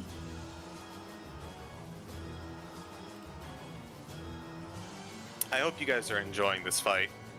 Yeah. Even though, Intriguing. even though Valen went down in one turn. Yeah, that's kind of how we do. I think the That's fight is also not kind of long. how Mummy Lords be. Like, I don't mind sharing this right now, because she's dead already, but she is a creature with less than 100 health, max health, and a vulnerability. Yeah. Yeah. Yeah. They can dish it up, but Maximus they takes cannot a take moment it. to shake off the effects of the paralysis. As he adjusts his hat, he charges at the closest golem. I think I noticed something. The others will notice the stage magician's gloves are still glowing. Oh, right, yeah, it's your gloves. I forgot about that. Put up your dukes. 19 will hit.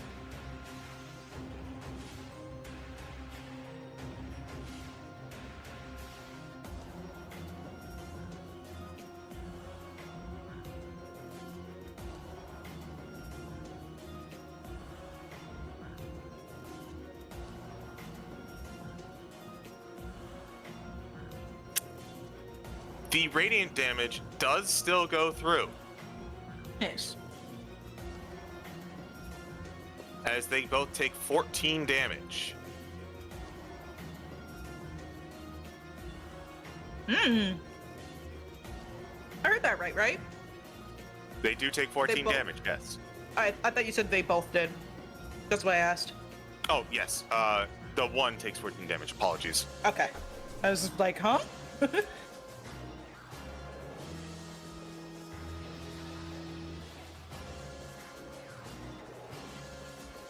Martial arts. Follow up.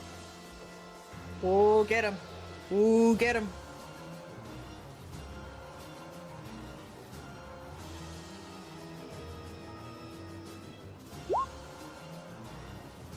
'21 will definitely hit. 21. 21.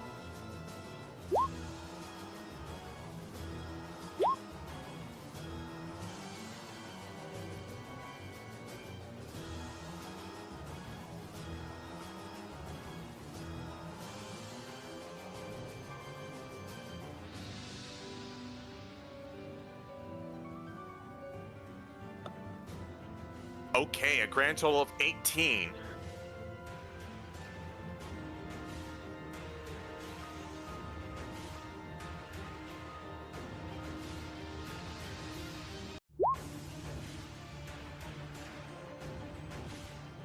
That's a good question.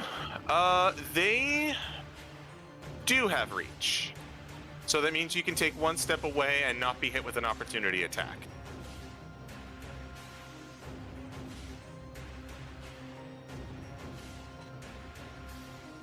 No op attack from them.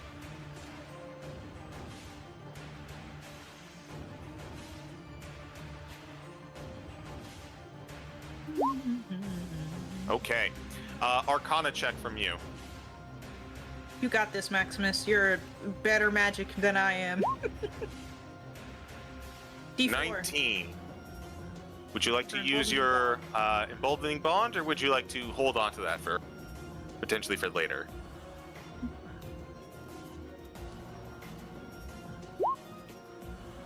Yeah, from D4, emboldening yes. gone. Yeah. 22. 22. This creature seems to be entirely shielded from direct attacks. However, you will notice as they are still being very slightly, however, they are still being damaged by the spirit guardians.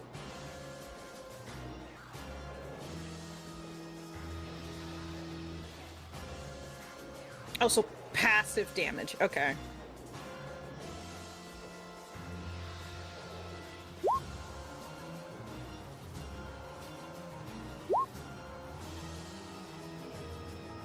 Absolutely. You've noticed that magical attacks, like enchanted items, get through the magical immunity as well.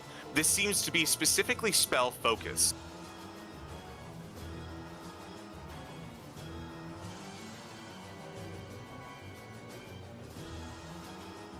A lot of Moon Knight is putting in numbers, by the way. Right? Moonwalking all over these hoes.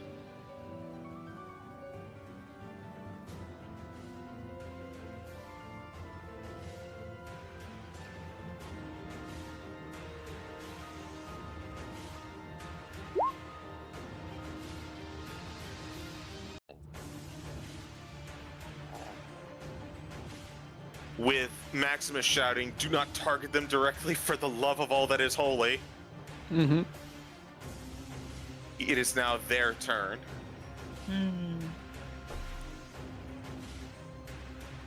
One up to the north did not like that. It did not like that you are moving and appropriately attacking, so he is going to punch you, Maximus. No longer with advantage. Does a 19 hit you, Maximus?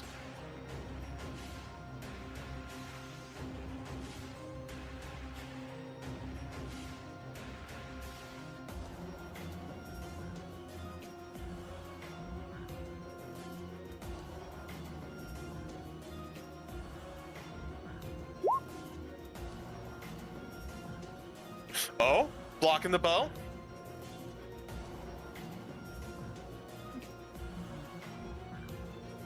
Just holds his hand out like, no. You can't hit me. Shield. Nice. Good pull, good pull. Let's see if it stands up to the second attack. Not with that. Natural 1. Let's roll some severity.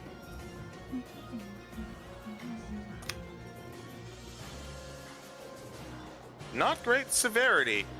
So he is going to slam into the ground, and he is going to chip his pinky for 1 damage.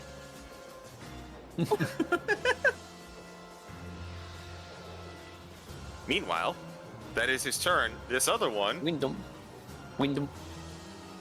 they pass. Roll damage. Mm-hmm. Oh. That's a 21. I would assume that's, well, reduced by half. That would be a 10. I don't know if they have anything else. Just by half. As the other one is also going to attack. Going to go this time for Honse. Horse. 17 to hit you. Misses. 13. This guy's rolling terrible. But Baby damage. as this one goes for a double swing, you hear the voice of Valen coming out, echoing through the chamber, almost emanating from these two. I need to see Master Merkel's vision realized as he emerges into this world. I've made enough preparations to eschew my fate. You will not take this vision from me. Cordia, it is your turn. Alrighty. Oh wait, so the other one did roll for, or is that damage for both of them? Go ahead and roll damage again. Will do. 17. Half of that would be 8, I believe. Correct.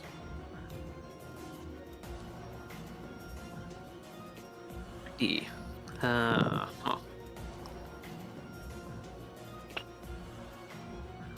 I'm inclined to redo what I did and make them do the yeah, just the because like that is just my movement in my bonus section. Just Before we continue, I forgot. Maximus and Honse, you both get 16 temporary HP. And This is Cordia, true. You will at the end of your turn as well. oh, thank you. And That's a Vaughnism. yeah. No, we'll do the same. I am going to Boing! Boing! Boing boing. There's just Yep, a fucking, like, sonic spring in the corner. That's what I was hearing in my doing head. it. Again, like back to here, so everyone is out. Back in. Roll damage. 29. Nice. There we go. Okay. This must be really fun for Cordia. There is a reason she's the way she is, and I'm thinking what to do with my action now, because Alas, I missed a trigger. Ah. Oh yeah. A lot Roll of again, those. please.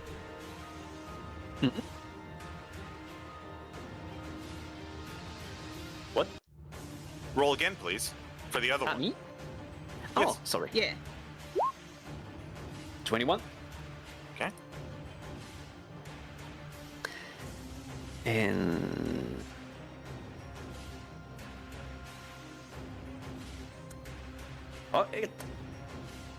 using another fourth level spell, and I am putting down a Guardian of Faith.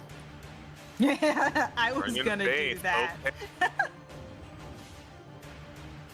And if you may, put it right here in between both of them. All right. I'm going to just put it in a little box. We have enough auras going on. No, I want to draw a box. Oh, it's a large creature.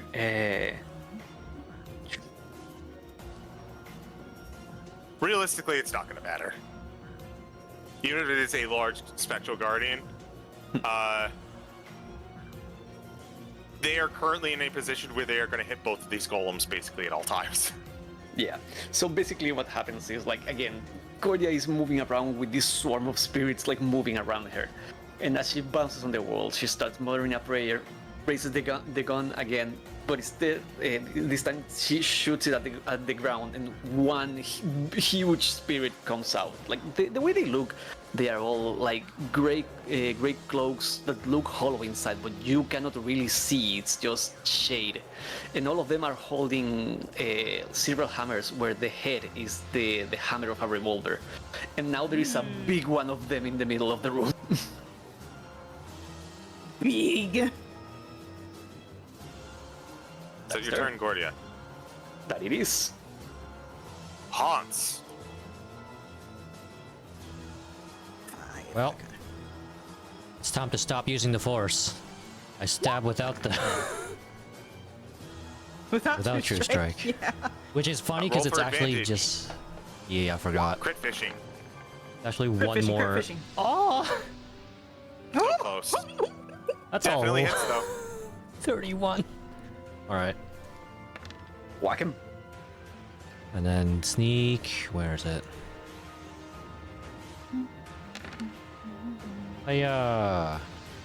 My sneaks are getting worse, but that's Yeah. fine.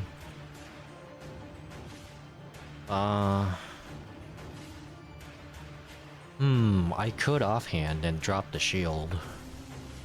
You could. I think I'm gonna do that. I'm gonna not have a shield for this round in order to offhand. Oh, I have to, I guess, roll it manually, don't I? Because I didn't. What's the plan? I want to offhand with my Serpent's Fang.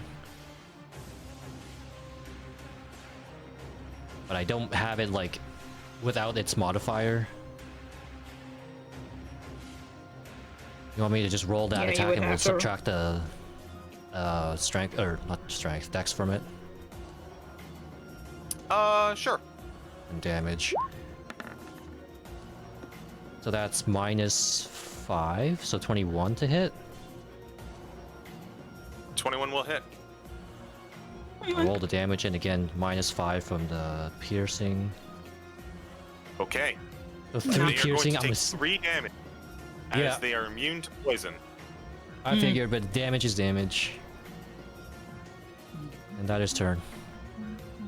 Okay. Sitara, you're up. You saw me measuring this whole time. Listen, I'm I don't trying. want to assume. I've been trying to figure this out, and the best way I can do it is over here near Hans. But I also need to know, I'm measuring specifically for Flame Strike. Do I measure from corner or from center for that? Oh, don't ask me this thing. Yeah, it's hard to know. I go from center. So, or I guess from the corner of the map, and you draw like a radius. So, let me.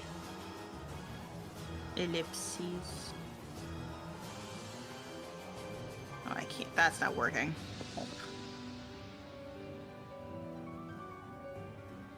Like, that would be a radius of 10 feet. 10 feet. Okay, yeah. And that's really the best way I can do it to not hit everybody and also not to destroy a body. So Hans, I am gonna need you to make a dexterity saving throw, but it's fine. I do have my reaction back, yes. Yes, And you have an extra d4. you do. The DC is, however, not 17. It is 20. All right, Blade pass. Oh. Yes, so they take half damage. It is 5d6. A total of 10d6. It got upgraded and Ah, Oh. nice. hold on. Hmm. You But- have what's up? Yeah, no, I'm looking at it. Oh yeah. No, just curious about the DC, because yeah, you told me that yours is like pretty high, and I'm not It sure was 20, I should so- like Yeah, for some reason Roll20 shows it differently. when you actually put it in chat than what it is on your sheet. Roll20 has been really weird with spell saves recently, Recently, yeah. but Wiley, I believe you have inspiration, don't you? I do, but I'm considering. I know this is the end, but there might be like story-related roles we want to pass, right? I'm gonna let you know that that wanna inspiration is going to go away once this one shot is over. I mean, during the one shot. Because yes, like it. Like, at the end of this combat is what he's talking about. After this, Yeah, and this. we're gonna the do a encounter. quick wrap after Okay. after the encounter. And yeah, I'll Okay, yeah. re-roll with inspiration. Yeah, because I don't know if you want to take 10 There we go. d6, friend. There you go. I have evasion, but Takes still. nothing. Yeah. Yeah. 43 halved to 21. Wait, what's half? 21? Okay, never mind. You're For record keeping. You're welcome. Thanks, Matt.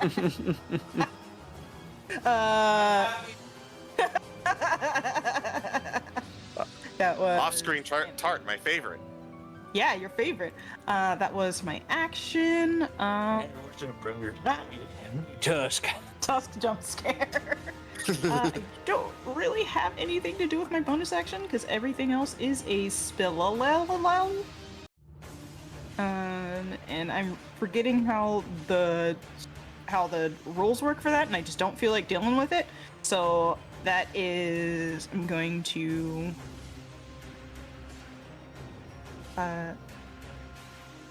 Yeah. Please.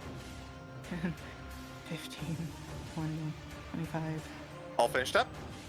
30. Yeah, there we go. Jeez. All right. And I will re-roll my d6.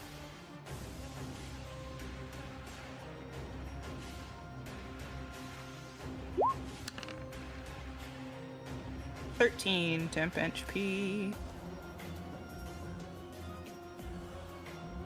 Yep. All right.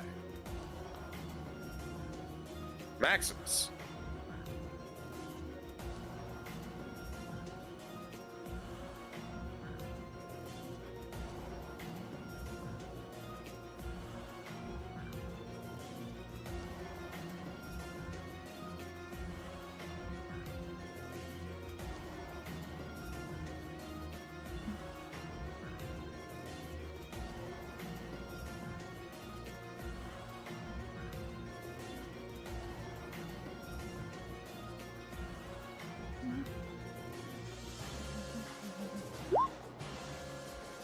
Oh, he's doing.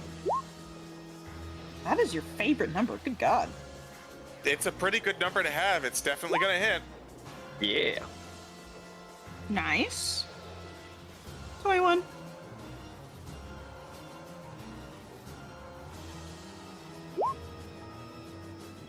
Mm-hmm.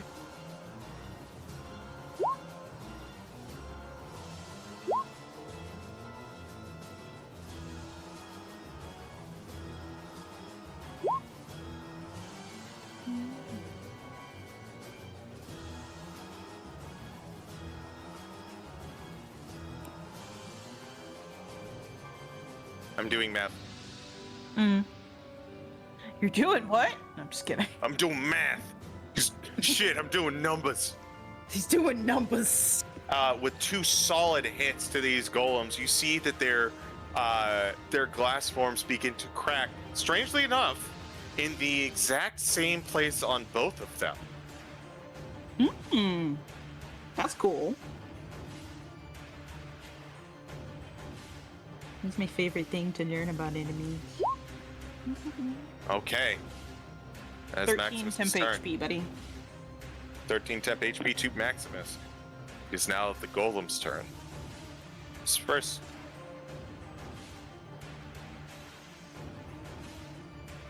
I will not be undone.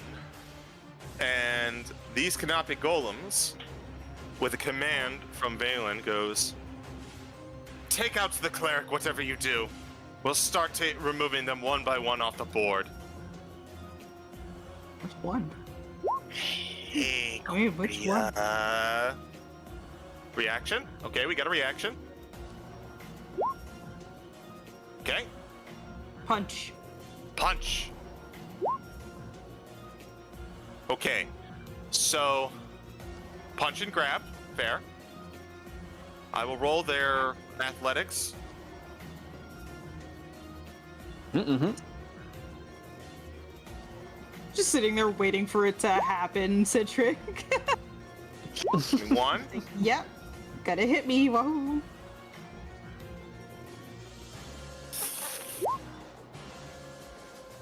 Okay, that's 17. I need an athletics or acrobatics, and it better be the best of your life. No, Damn it. he rolled a natural 20. Oh, well, he would have also, had to roll another natural 20. Just, But that's still a good chunk of damage. So more math. I know. Hey, Cordia. Yes. 2 attacks with advantage. Oh, lovely. I'm assuming a 28 hits you. Yeah, I would be surprised if he didn't. Me too. 30. Ow. Ow. Second attack. And you have that temp HP. That's why I like Twilight Clerics. 26. To hit or damage? 2 hits. Ah, it does hit. 22 damage. 20, how much? 22 damage. Oh, okay. And you said I had 13 temp hit points? Yours is still at 16, since you haven't ended your turn in my aura yet. Okay. I hadn't re-rolled it, so. Yeah, 16. Unless okay. you do- Yeah. I mean, all of that went down, but yeah. Yeah, I mean, look, it's still, look, it's chopping some of it. Although, CG, I'll have to ask you later if we were ruling that differently. Because I think we might Fair have enough. been, or that was one of my other games. Yeah. I've played Twilight Cleric Yeah. a lot. I do have to do Constitution for the 2 of them. So first one. Yeah. Just the one of them. Guardian of Faith is not Constitution. No, but I got attacked Hit twice. twice. Yeah. Okay, fair enough. Does a 16 make it? So that is for the 22. That will pass. Spirit Guardians is still Perfect. up. Also, if they started the turn, they have to roll for dexterity. Then Guardian of they Faith will there. both take. They will both take 10. Perfect. Quick question then, because the Spirit Guardian works until it deals 60 damage. I do not know if we count that with the reduction or without it. You count that with the reduction. Think of it like a pool of 60 that you are going to hit with. Yeah. So every hit is there is a reduce. Yeah, but that's my question. Hitting twice, that means it has its That spent means that 20 you. or 40. That means it has used up 20 of its 60. So Perfect. Okay, that's I would just did not know if the reduction counted. Perfect. Okay, Spirit Guardian damage, please. Spirit Guardians. That's an 18. Nice. Okay. Another one? No. This one has yet to end its turn in your aura. Oh yeah. Right. Rolling attack on you, Cordia. Okay.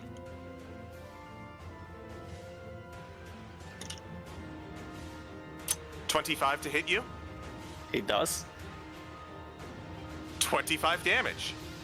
25. Con save for me. Will do. 23. All right, Nice. pass. She is not going to drop it. She's built to keep it going. Yeah, that's her entire build. 22 to hit you. It does. 34. Yeesh. Ouch. But guess what? Still up.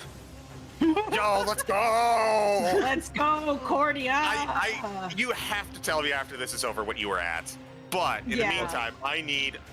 You got the second con save, succeeded. Oh no, that's the first con save. I need another con save from you to keep up. That's 14 because it's advantage. Does it make it? It does not. Hold on. Remember, emboldening bond. Yep. Wait, why did Yeah. 44. No. 44. Yeah, no, Oh. it was a 1. You Hold still on. had the stuff on. Yeah, no, Yeah. sorry, I missed. If we're counting the first one, it would be a 1 for a 15. No, just go ahead and roll a d4. Don't worry about Yeah, it. sorry. Yeah, 17. That is just enough to pass. God damn it! I should have kept it to 1.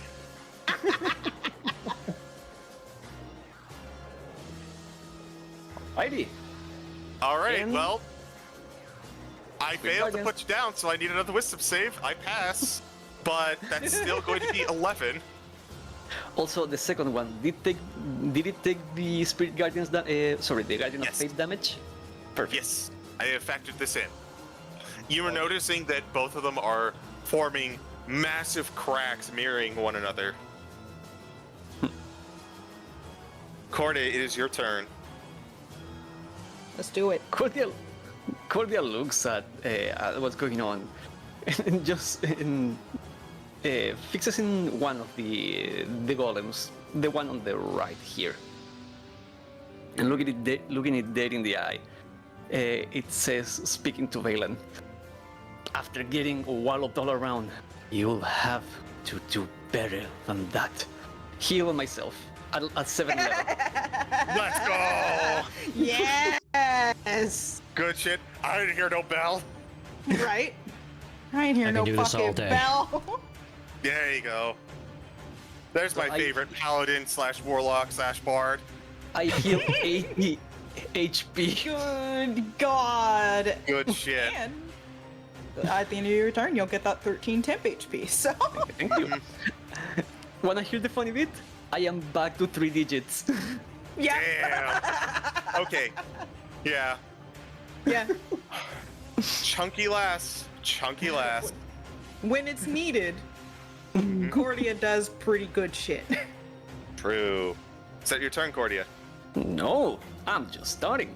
That is my action. Let me take. Hit again. Yeah, just taking my 7th spell out of the. Yeah, take.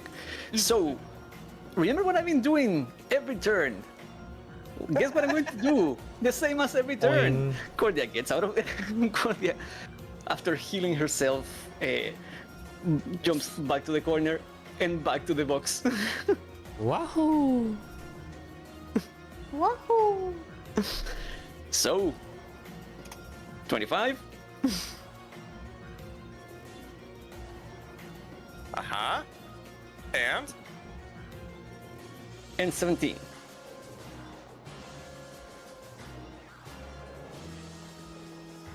Okay, I'm doing math again.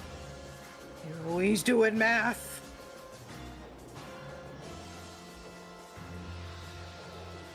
All right. Is that your turn? Yep. How much temp HP is it? 13. 13. Thank you kindly. And yeah, Cordia is back in the fray with all of her shit around her.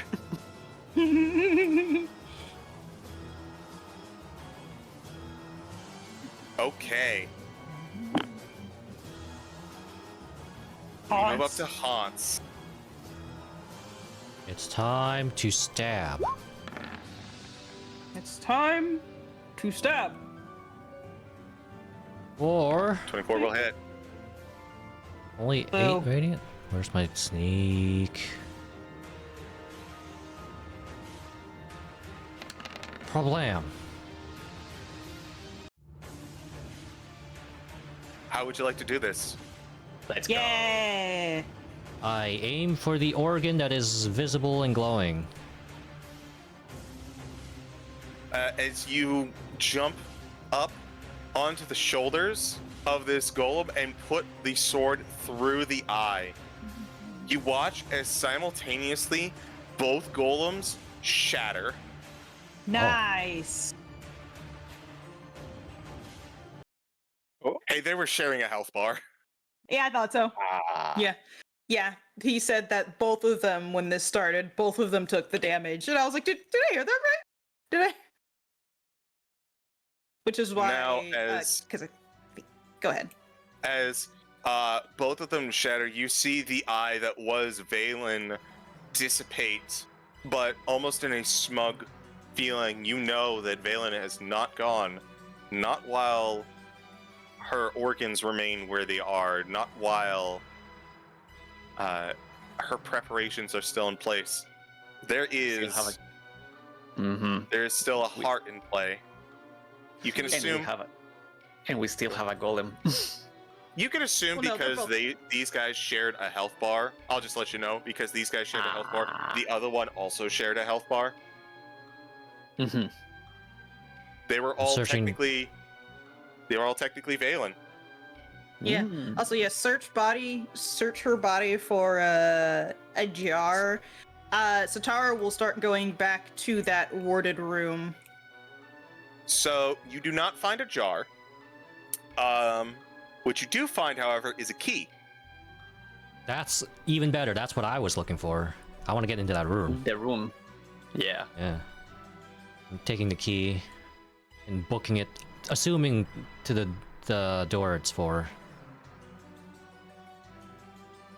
We still need to get rid of the ward. I think we still need to get rid of the ward, though, even with the key. Well, wait, no, she's dead. So I don't think it really matters. Is that how it works? Well, quote unquote dead. Is it secret? For brevity's sake, you put the key in and it resonates with the glyph of warding, which dissipates on approach of the key. And the door unlocks. Thank you, Honse. Revealing. Thank you. A treasure chamber. Oh. As you enter into the treasure chamber, you see. Doesn't seem like there is a lot of gold here, but as you begin to look, you do find a couple of gemstones here and there. 10 fine gemstones worth 500 gold each. Nice. So 5,000 in total. Mm-hmm. There's also a strange gem that Honse, you are a traditional thief. Currently retired, but you are aware to check the goods appropriately. So one of the things that you do with these gems, you actually wind up finding 11, and you test them by stamping them on your hoof. And one of them shatters. And then magically reforms into a ring. As you acquire a ring of spell storing, which has Bless and Revivify already loaded into it. Has what in Revivify? Bless. Bless, okay. And that would mean Revivify without the cost? Yeah. Correct. Ooh, that is good. You also notice, sitting along the wall, in a place of honor, is a staff standing upright, a stone right above it, and a helm at the bottom of it. These are, in order, a Staff of Fate, a Watchful Helm, and an Ioun Stone of Awareness. Good shit. I don't know if we need any more awareness. Yeah. You also notice what appears to be a set of canopic jars. Only one of them has the lid still on it. It makes sense, yeah. Do I see a heart? I don't know. Have you looked in any of these jars? I will look in the jars. You see ashes in most of them. But in the one with the lid on it, you look inside and see a still beating heart. Let's go. Yoink. Yoinked. Sitara is moving quick, y'all. Yeah, Cordia also ignores everything else and runs with Sitara to help Alicia. All right. Don't worry about moving your tokens. We will just skip that so it's a little easier. Okay, yeah. Yeah, because Sitara would bring Alicia back to the room. There we go. Oh my god. So they're in this. So, Whichever way it looks. if you'll allow me a scene, Yeah, go ahead. Absolutely. you make your way back. Instead of bringing Alicia to the room with the jar, you instead bring the jar with you, and you make your way back to Alicia's room. And this whole time, you are thinking to yourself, how do we do about this? How do we go about this? What do we do? And the first thing that pops in your mind, well, I mean, she can't be conscious for this. She couldn't be there the first time. And as you walk into the door, you see Alicia recovering from her bed. It's like, I had the strangest dream. And then you immediately pull out her heart and she faints again. Yeah. Yeah, Well, that works. understandable. Same. Me too. I would like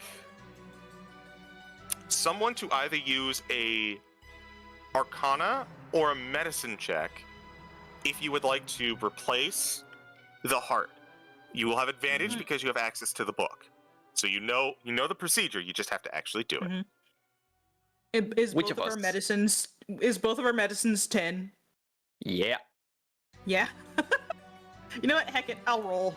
Heck yeah. I'm giving That's you hard. help action. Open So heart that's, surgery.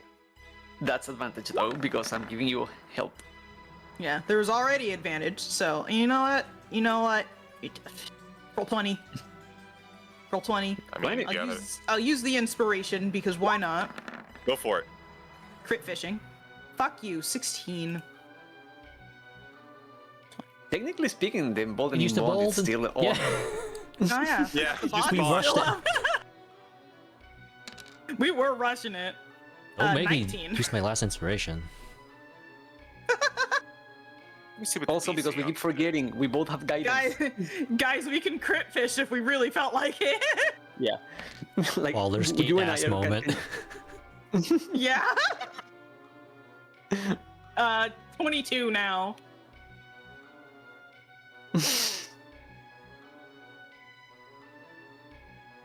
$25. The DC was 17. So the evoking bond was enough, but we really wanted to make sure, okay? I mean, you're replacing a heart. With the proper technique involved, you are able to properly reinsert Alessia's heart into her chest, leaving you with Valen's heart. Can I have the heart? Is this in Valen character? is, Valen is still tied to it. As long as the heart Yes. exists, they live. I have a clarification question for myself. If we were to kill Valen, it would kill the mummy, but also Valen, correct? Valen was the mummy. Valen was a mummy, yeah. I almost said the mommy. Damn. I mean, she was Completely kind of. different thing. But do you give the heart to Maximus? Sitara does not. She asked what he wants to do with it. I want to Mortal Kombat this. Oh yeah. That's what Sitara was gonna do. Everyone's do it falling over together. them to pull a Shang Tsung. Let's Mortal Kombat this shit together. You know what? Murder. Oriental Express this. Jojo Stomp. That's a One. good. That was a good pull, Wiley. Good shit.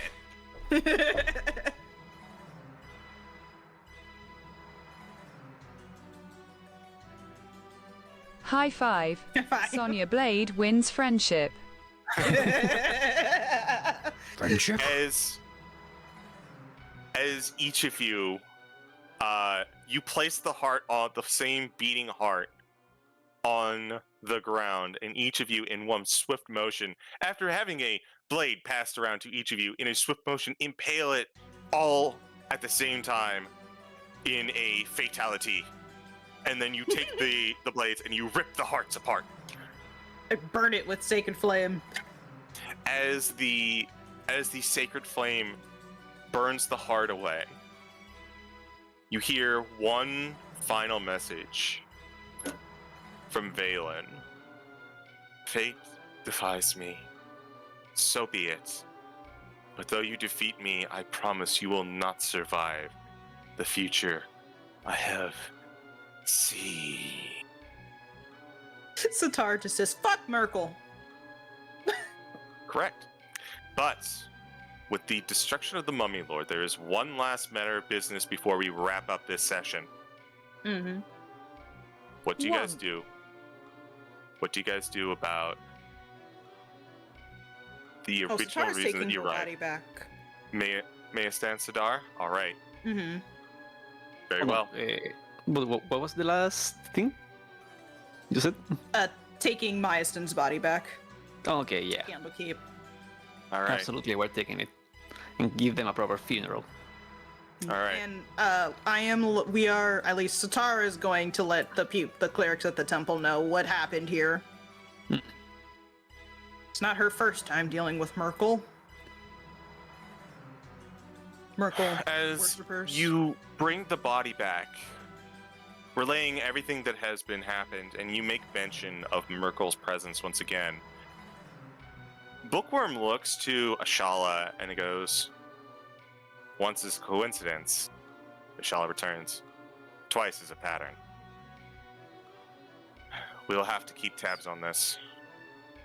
Keep sharp. This might not be the last time that Merkel has something for us." And with a bit of an ominous tinge to this victory, you all have succeeded in the Canopic being. Good job, Let's everyone. go. We absolutely Whoa. smashed that. Like button? Literally. Like the heart. All right. But I hope you all enjoyed the massive amount of loot that you acquired from this temple. It's got some good stuff, and I shall be acquiring the full list for everyone in Canopic Being. I would like you all within the next day or two, before next Sunday, to split up everything that you have acquired. Monetary goods will be given a price, and you can sell them in shop for their total value. But let us start going around the horn, because I think a few of us want to go to bed. And you know who really wants to go to bed? Citric! Wiley. No. Yeah. Oh. I mean, yeah, No. technically Wiley too, yeah. Bun. Let's start with you. I guess. I'm not as tired as I thought I would be. But yes, I'm the bun known as the FlusteredBun. I played Sitara, or this is not technically my last game.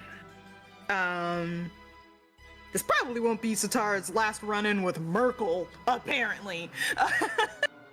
Started with Merkel, technically ending with Merkel's kind of great. But you can find me under the name FlusteredBun pretty much everywhere, mostly Ko-Fi, where I do my commissions, and Blue Sky, where I post all of that stuff with no fear of having AI take it. You can also find me Dummies and Disasters channel Sunday, and then occasionally on Tart's channel, sparsely, when I feel like it. Wiley, because you're tired too. You can find me right here, usually playing randomizers, or other games that I plan on playing as randomizers. And also, Wiley is Willy, for you YouTube folks. There you go. Everywhere else is Wiley Willy. Blue Sky, YouTube profile. Yeah, commissions are open. I make music, even though I haven't posted music in a year. Don't worry about it. I'll still do it. You can also find me on Torn Tart's channel every other Tuesday and Burn Up On's channel every other Saturday. And on Sundays, Helix X and I do co-op Zelda randomizers. That is me. Who else wants to go to sleep? I'm not going to sleep. CG, your turn. I don't want to go to sleep, but I will at the very least do the thing. Do it Hello, now. I am the CG. You can find me nowhere because I don't much care for social media, but you can find me on various Good Beans D&D channels such as twitch.tv/Burnout Vaughn, where we are going to have Saved by the Spell on Saturday. You can also find me on Dummies Disasters. There's no I in. There's The It new abbreviates to Twitch stream. D&D. It is the D&D channel for One Farting Tart, where we are having Sins of the Blood. We're also having Rascals and Ravnica every other Tuesday. We just had a Rascals and Ravnica on Tuesday with a very cool dungeon, except there's a ghost in it. Ghosts suck ass. Hecate's kicking my ass. This is true. That's it for me, I believe. Did we do Citric? Nope. Citric. It's the people who want to go to sleep. Sleeping is anathema to me. You handed it to me and I don't want to go to sleep, so nuts to you and what you want, go. Well, hi there. I'm Cedric. You can find me pretty much everywhere as CitricKing, everywhere being mainly Blue Sky, then Tumblr, Instagram. I do have a Twitter, but again, as always, that account. What I'm doing up there, what I'm doing is I've been doing a run of sketch commissions. If you want a character portrait, like just go that way, see if you like it, and go on. And I am open for those. Other than that, I am posting every Monday pin-up monster girls, like based on D&D monsters. So that's like there to see. Other than that, I am going to be tomorrow, sometime in the afternoon. I'm always bad with time zones. Joining on Distortion Devil's channel for a Cazador's Guide to the Cosmos, where I am having a lot of fun with my guy Rot. So yeah, find us there. And that is pretty much me. Yeah. Sen. Sen. I can be found once again in Texas. I can also be found at twitch.tv/Sensuna84.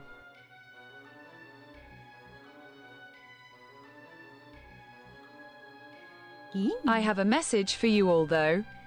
Oh? Dear.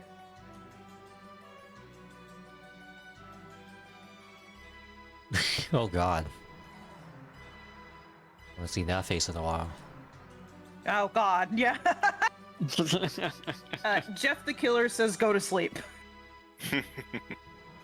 All right, the fuck, friends. just We've had a wonderful match, wonderful session, wonderful 2 sessions, and a hell of a dungeon crawl. Let's call it, baby. Yeah, good Who do we shit. go to? The Crockfire Brawl. Let's go to Crockvar. Crockvar is a solid homie who shows up to a lot of our D&D games. Heck yeah. And tune in next week on either Zai or Shadowdancer Bob's channel for the continuation for A Scrivener's Tale. Ooh. Goodbye, everyone. Bye-bye. Bye. Great message is good luck, have fun, because he's playing a randomizer. Keeping it Valid. simple. Yes, Crockfire streams. Go check him out. He's been doing DK64 rando. Getting back into the swing of things.